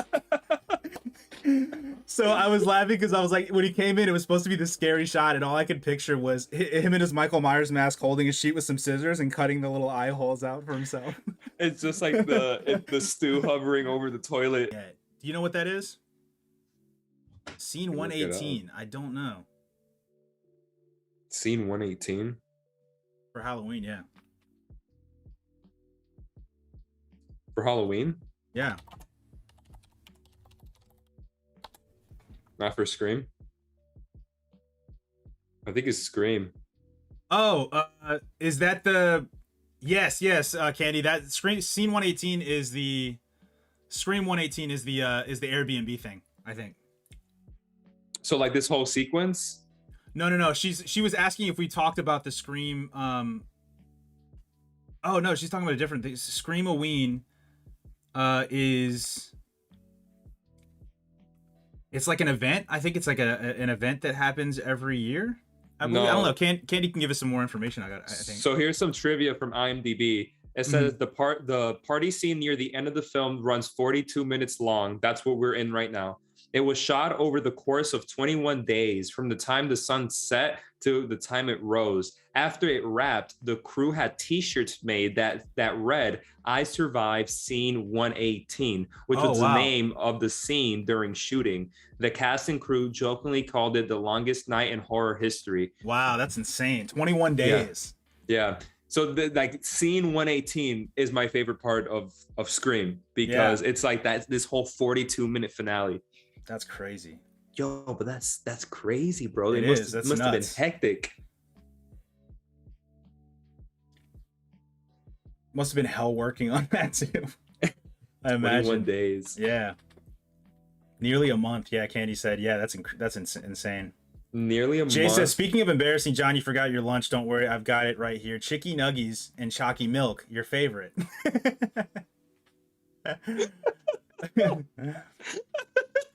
Chicky Nuggies and Chalky Milk. He knows me. He knows me. See, and then this just adds on to why I thought it was Sydney's father. Because of the car?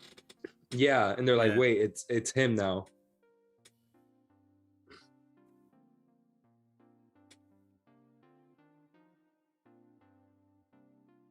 I think if you just had him in a lineup and you said which one of these people most likely killed a guy, I think Billy makes the most sense. He just looks like a killer to me for sure. Yeah, same. He gives off that vibe. He looks like a trailer park killer. Yeah.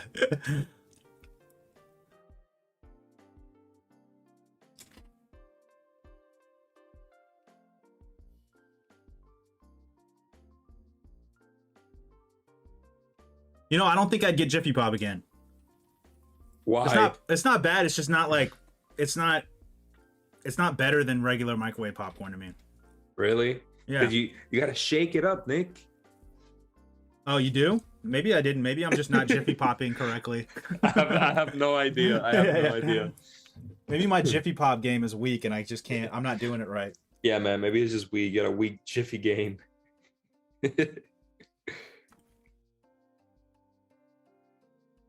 Candy says I've never had it. It's fun. It's okay. I think microwave popcorn's easier, so Yeah. I'll probably just go that route. But for the Yeah, aesthetic of watching Scream, it's very awesome. Just look at this look he's given. I know. He's like a little Hannibal Lecter. Yeah. All right, guys. It's time for another trivia question. Candy is on the board with 1. Ooh, we got a kill right here. Hold on. Okay. So when my wife saw Scream for the first time, it was with me. And when she saw this scene, she said that was the fakest kill in the whole movie. Little did she know that was the point. Right. All right, guys, I'm going to read off a trivia question here real quick. Ooh, trivia. Candy's got 1 on the board, so it's still anybody's game. What was Hannibal Lecter's profession before he got caught? What was Hannibal Lecter's profession before he got caught? Let's see who gets it. Is it going to be Candy again? Maybe. What question is this? What number? 2. Oh, 2. Yeah. And I'm going to probably wait like 10 minutes and we'll hit 3 too, just because it's getting close. Candy says psychiatry. That is correct. He was a forensic psychiatrist. So Candy's got 2 on the board here. It's still anybody's game, guys. We're going to do another 3 questions. So we'll see who gets it. Who gets this next one? About 10 minutes from now.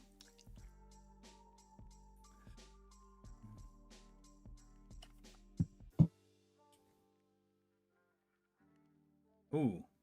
Yeah, like that still hurts though. Yeah, dude. What's in that boat? Mattresses?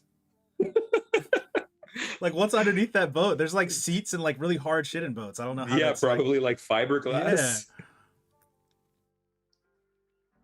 Candy says I was really unsure on that one. Yeah. Oh wow, I forgot about that shot. It's pretty brutal. And that's all we get for the rest of the freaking franchise. Yep. Bye Tatum Riley. Your time is up. I love the meta-ness in this because he's going, look out, Jamie, behind you, Jamie. And he's Jamie. He's Jamie Kennedy. I love the sound that they just did the Halloween music too when he walked in frame. They did that little high pitch sound effect. Look behind you. I love what Wes Craven does the Dutch tilts too. It's really cool.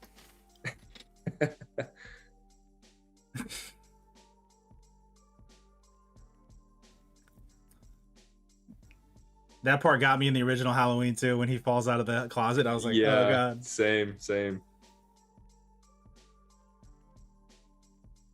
Yeah, so they did a prequel show for Hannibal called Hannibal on FX, and it was all about his practice, his psychiatry practice before all this happened. With Mads Mikkelsen, I believe. Right? Yeah. Yes. Mm-hmm. Very underrated actor too. One of my favorite Bond villains, Mads Mikkelsen. Yeah, from Casino Royale. Mm-hmm. Le Chiffre.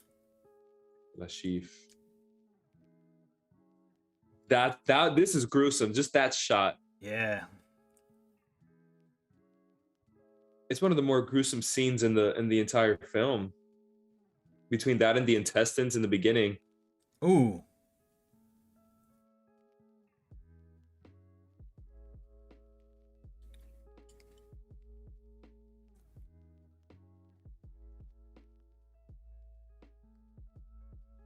Dude, they're really committed to stay in costume. Like when I was trick-or-treating, I wasn't even committed to keep the costume because it was that bad.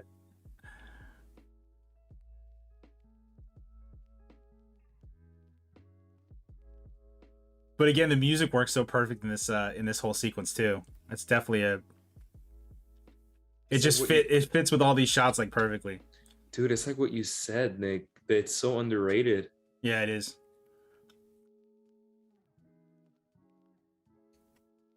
I also want to shout out who did the compose for this. Let's see. I figure if I'm talking about the music, I might as well shout out the guy that did it. Music by Marco Beltrami. Marco Beltrami did the score for this. He Very still does a underrated lot horror of score. yeah, he still does a lot of music for films. Yeah. He was a composer on I, Robot, World War Z, Blade 2. Yeah, he still does a lot of stuff. What's funny, he just did the score for a movie I just watched, which was Venom, Let There Be Carnage. Yeah, that was the one I was gonna ask you.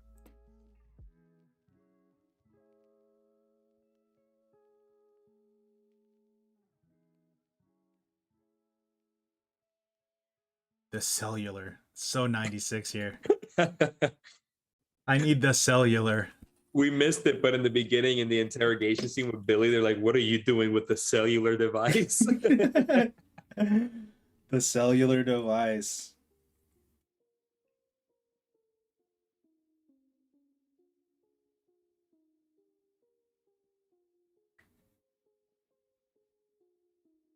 Did she see the body of the guy or no? She just saw blood.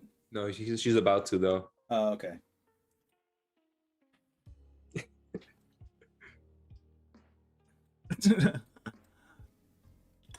This was back in 96 when cell phones were able to be weapons. they were like that big and you could murder people with them. Yeah, because he's knocked out. He's in a Right. coma.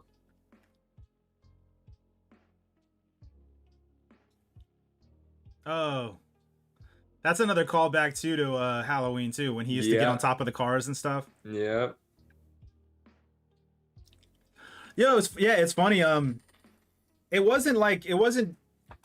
It kind of was just Halloween because I did it as part of a series where I was watching all of John Carpenter's early films, or a lot of them, and I was watching The Thing and I was watching Prince of Darkness, and I really loved both of those. And then Halloween just didn't click for me, but Oh man. I really liked a lot of Carpenter's other films that he did too. Yeah, yeah. She wanted hopping in the chat. The animation domination power couple coming in here. Sorry, I had to leave for a bit. Needed to finish Starship Troopers for a movie retelling. That's exciting. Starship Troopers is awesome. That's a fun movie. Have you seen that? No, I haven't. No. It's a fun kind of campy sci-fi movie. It's really good. It's gonna be fun for She Wants retelling that she does. Oh yeah, She Wine's great, man. Yeah.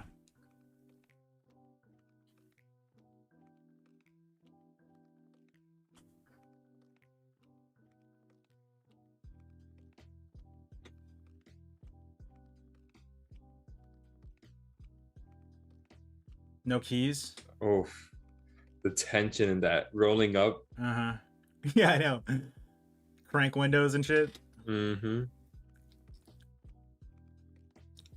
Uh-oh. Should have learned how to hotwire, Nev. You're too good. You're too good of a girl.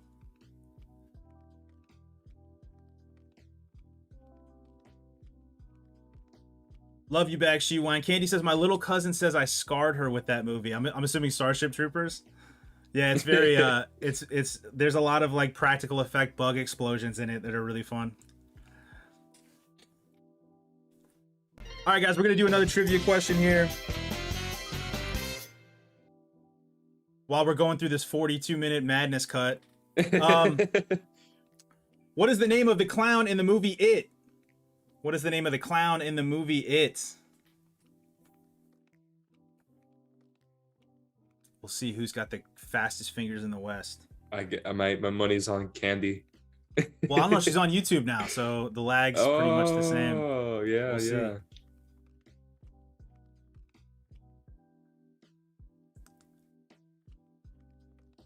Oh wow, they all came in at exactly the same time, guys. Yeah. All of them pretty much at exactly the same time. You know what, guys? I'm gonna go ahead. We'll do one more question here, just because that was literally like photo finish, like fast. Like everyone just popped up at exactly the same one here. Let me see if I can find one that matches horror. The horror element here. Okay. This is another horror movie here. Where did the town citizens hole up in the mist? Where did the town citizens hole up in the movie The Mist? This one's a little harder, I think. Yeah. This would be for me at least.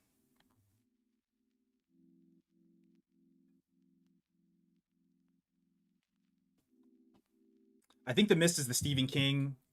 Yep. It's a Stephen King movie. Yeah. Yeah. Candy says the mall, the mall. Candy says no, the supermarket. The supermarket is correct. That's where the citizens hole up. So Candy's got 3 here. So we're definitely going to do 2 more here throughout. So pay attention for that. We'll do another trivia question probably here in about, see how much time is.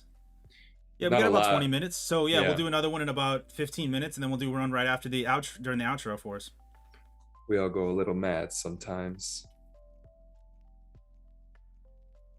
I love the scene with them in the kitchen. I think it's so fun. They both are just going like to 11, having so much fun with it. The dialogue. That's where I really like Stu's character. He's hilarious.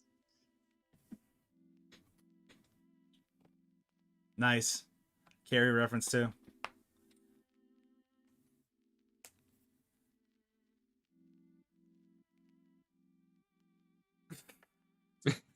I wish. Angel Rivera says Pennywise. Angel Rivera, you are correct, but I think your stream might be a little behind here. But Pennywise is the correct answer. Good job, bud. I'll give you one of those too. Little confetti there.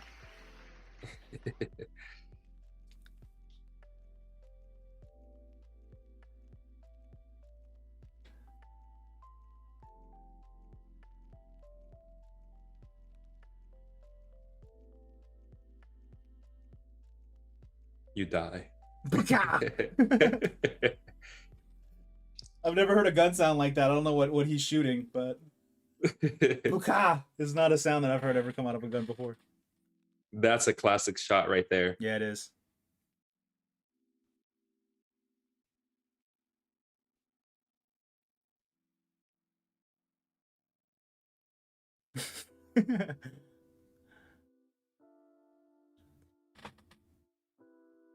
I love Matthew Lillard going like full Nicolas Cage in the scene. Yes, that's what it is. That's what it is. Neve Campbell's great in this movie, man. She does such a good job in this. She's amazing.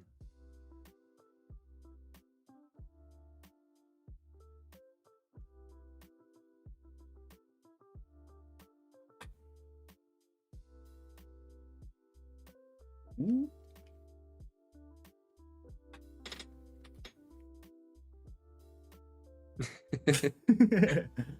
Like one-liners.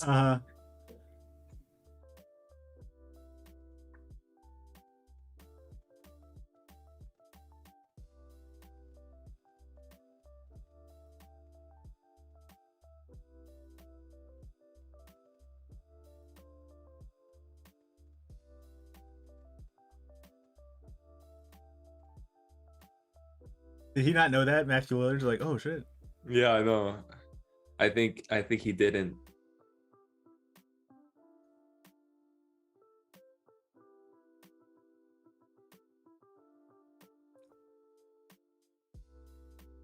Those are the rules. He's not wrong. Those are the rules.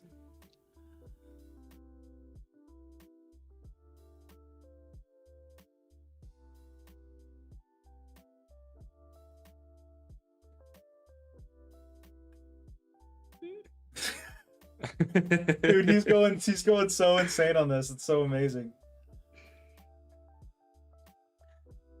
Have you heard the theories around Matthew Lillard's character not actually being dead? No. In the film, we see like a TV fall on him, but that doesn't necessarily mean he dies. Yeah, because she like hits him over the head with the TV, right? Yeah.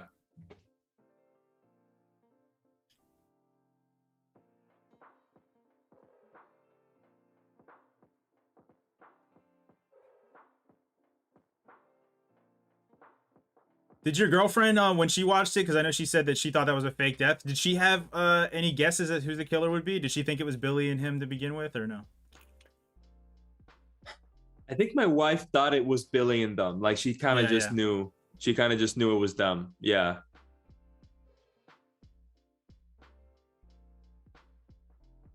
Yeah.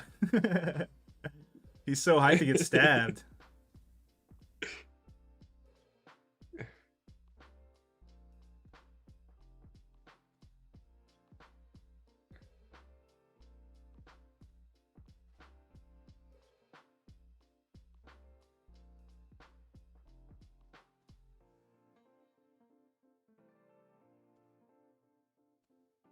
Yeah.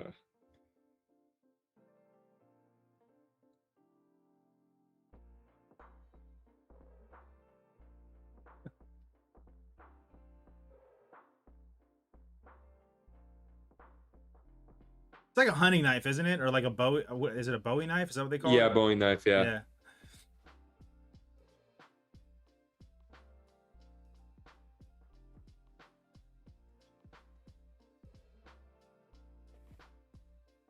You gotta have a sequel.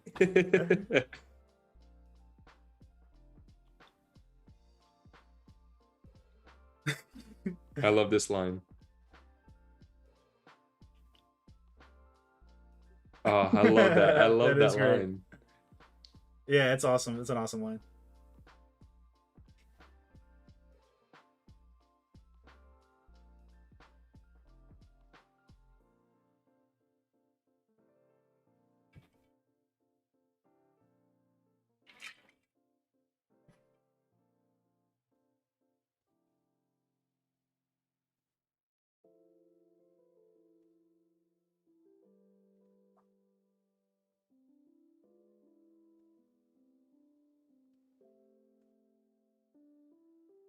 We have a problem here, dude. The writer Kevin Williamson. What I love is he's such a movie buff because he's like weaving in like so many different like little lines from all these different movies and stuff like that. This is definitely a movie for movie nerds, you know? Yeah, and maybe Like, that's why I like it so much. Maybe, yeah. Candy says she woozy line always gets me, but my favorite stew line is yet to come. Let us know when it pops up. I don't know if I'm gonna guess it, but I wonder if it's the Candy. Is it when he gets hit by the phone? Yeah, we'll see. Either that one. He does seem to have the best lines in this movie, though. Yeah, there's one when he gets hit by the phone. Ooh. And he goes, "You hit me with the phone, dick." And then there's another one. He's like, "My mom and dad are gonna be so mad at me." Oh yeah, I love that. I love that one too. I think that might be the one she's talking about. Yeah. The mom and dad line. Yeah, she says.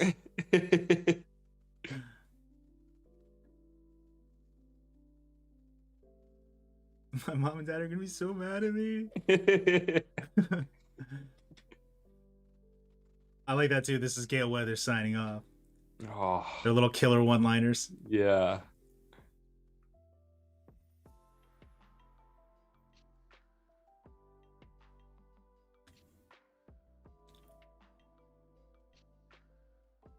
Oh, I love it.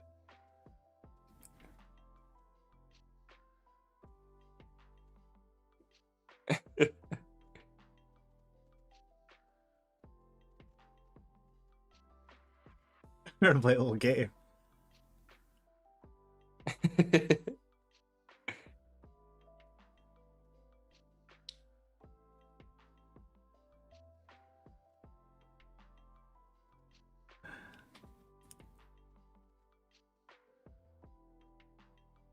Candy says the phone thing was an accident, so this line is a true reaction. That's funny.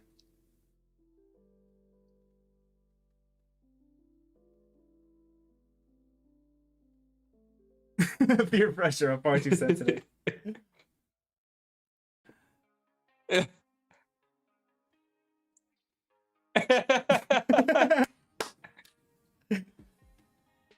fucking hit me with the phone, Jig.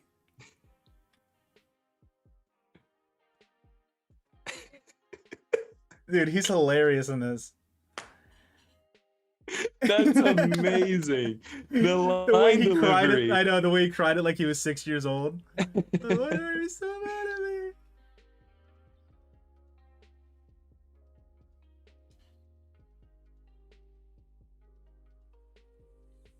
Yes, I always there it is, felt yeah. I always felt out of the two, Stu felt like he was actually dying. Yeah, true. Yeah, because he seems fine. Like, Yeah. this is the scene I was Oh. talking about, where she hits him with a coat hanger and stuff. Oh yeah, from Halloween. Can you stab someone with an umbrella? Well, yes, you can. I guess so, yeah.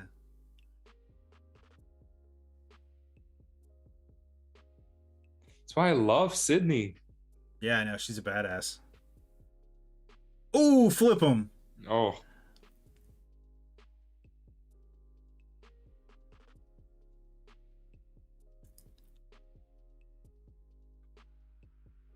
So did she actually call the police?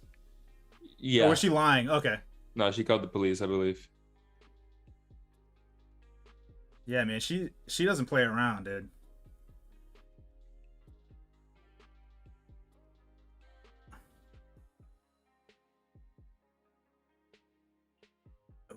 I don't know. That's kind of a...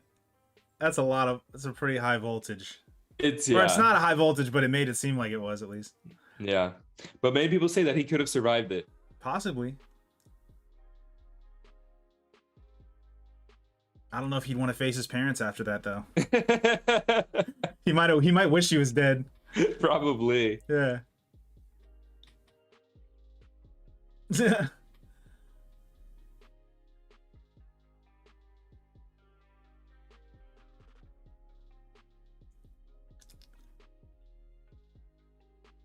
Ugh.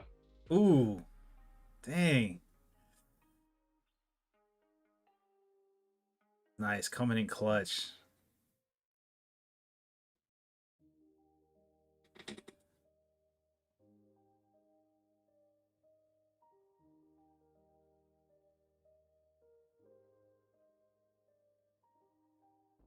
Cordy Cox with it. There we go, man.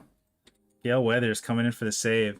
That reminded me of the Family Matters guy. Or no, wait, no, the Urkel guy on Die Hard. the The like the the Family shot Matters at guy. I know, yeah. Oh, wait, is he in? Wait, he's The Urkel. What is he from? The dad. He's from a sitcom. The dad, right. no? Yeah, Family Matters, I believe. Family Matters. Okay, I was right. This was a pretty big girl power movie for 1996, man. Right? Yeah, yeah. Like, this was pretty rare for them to have girls getting the kill. The Gail Weathers was coming in for the save, all that kind of stuff. It was rare to have them kind of this empowered in a movie, right? Yeah. Yeah, that's a good point there. Yeah.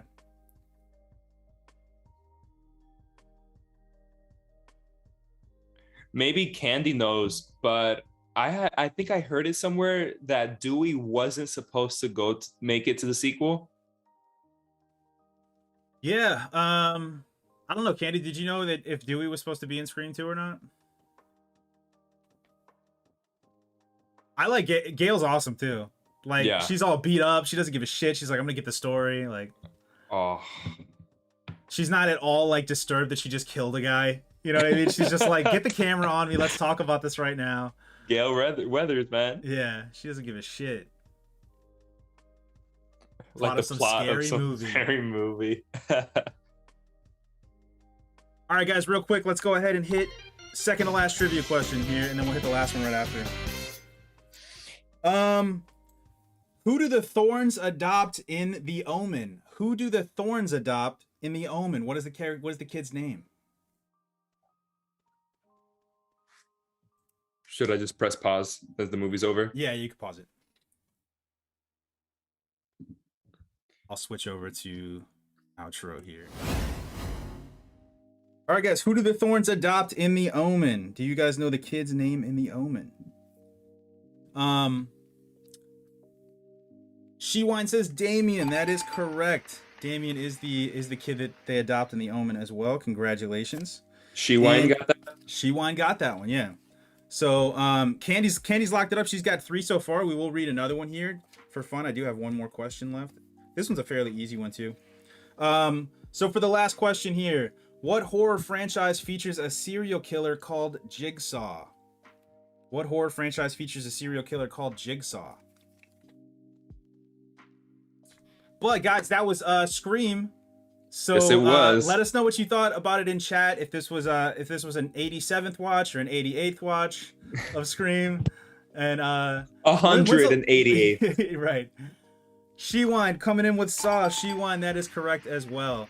Congratulations, you got guys all deserve a round of applause here.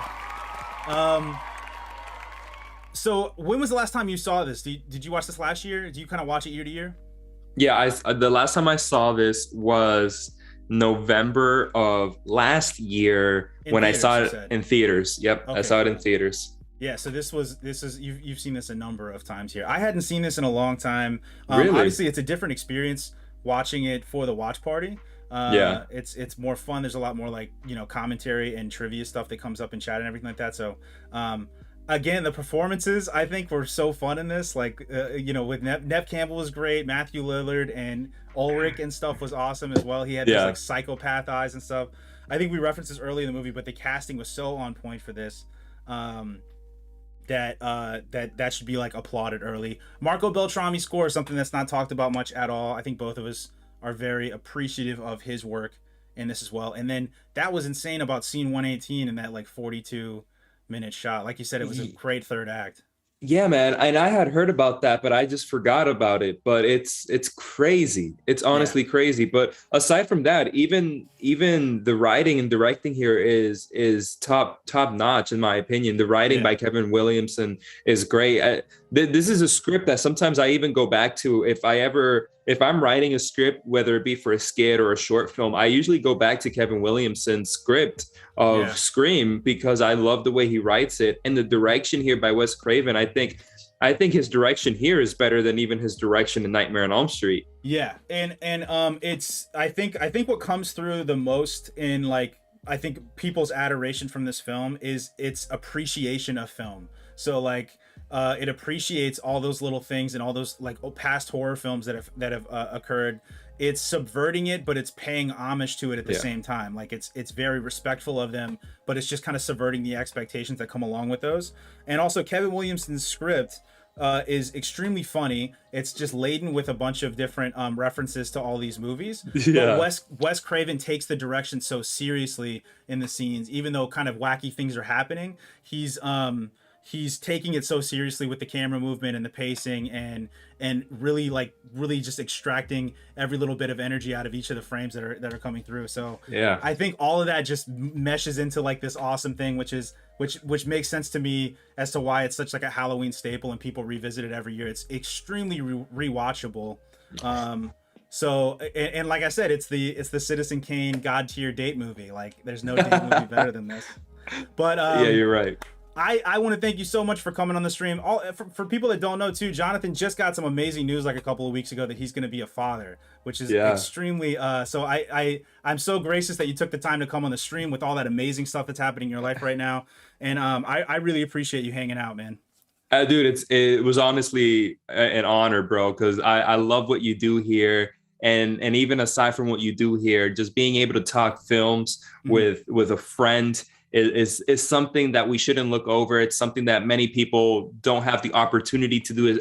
I'm one of them. When I'm not on YouTube, I never really get the opportunity to talk film because the people around me don't really know or love film or are as passionate about film like I am. So to be alongside someone for 2 hours just talking about film and talking about the film we're watching, dude, it was a privilege, man. Thank you. Well, I also asked too. It was a lot of fun. I also asked too if you had to, if we had to come back and do another DisTract watch party down the road. Is there like a theme or some movies that you're really into that you think would be fun for a watch party that you would want to do like later down the line? Can you think of anything of like, oh, this would be a really cool kind of genre of movie to do or something?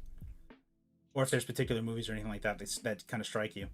Yeah, I mean, it would be cool to continue the Scream franchise. That would be cool. And then the one that kind of just came out to me was maybe you've done it, but Back to the Future. Back to the Future would be really fun. I haven't done that for the watch party yet. So yeah, that could definitely be something that we do, kind of that Amblin type. I could do like an Amblin type theme where we do kind of Spielberg or Spielberg adjacent kind of films and stuff. So but again, I want to thank you so much for coming on. I'm going to go ahead and let let you get out of here, but I really appreciate it. You've been awesome this week, and I look forward to having you back on, man. Same here. Thank you so much, Nick. All right, see you later, man. All right, guys. Well, that was Scream, another DisTract watch party in the books. I really appreciate all you guys that came out. We had a great turnout. If you guys are interested in following me on Instagram, it is going to be at TheDisTract. I do trivia there twice a week, so we do awesome, really fun, interactive trivia stuff on IG stories. I also post trailers and stuff about the watch party there. And all the people in here, we're building up this really beautiful community of film lovers, really positive people. And if you guys want to join that community, the Discord link is in the description below. I post nominees every Wednesday for movies. We've got a really awesome one coming up. I do want to make an announcement right here at the end of the stream. Florentina Facanti, who was in the chat earlier tonight, is going to be my guest next week, guys. We have a really cool slate of films that we're going to be dropping on Wednesday on the Discord and on Instagram. So make sure you're following us on those channels as well. But we have a really cool lineup of movies that I think you guys are going to be jazzed about for next week. But that is going to do it for me here, guys. One last thing I do have is if you guys are into sci-fi, me and Bry Guy, Coinot Brian from the Discord, we host a show on Fridays around 6:30 p.m. Eastern time where we watch The Foundation on Apple TV. So I don't know if you guys are caught up with it. I think Sean from Lost in the Reel watched Foundation as well. I think he's seen the entire season. But if you guys want to hang out and talk that, we do that on Twitch. So you can follow me at twitch.tv/TheDisTract. And we do episode breakdowns for that show. So check that out if you can. But that's going to do it here for me here, guys. I really appreciate hanging out, and I will see you guys next week.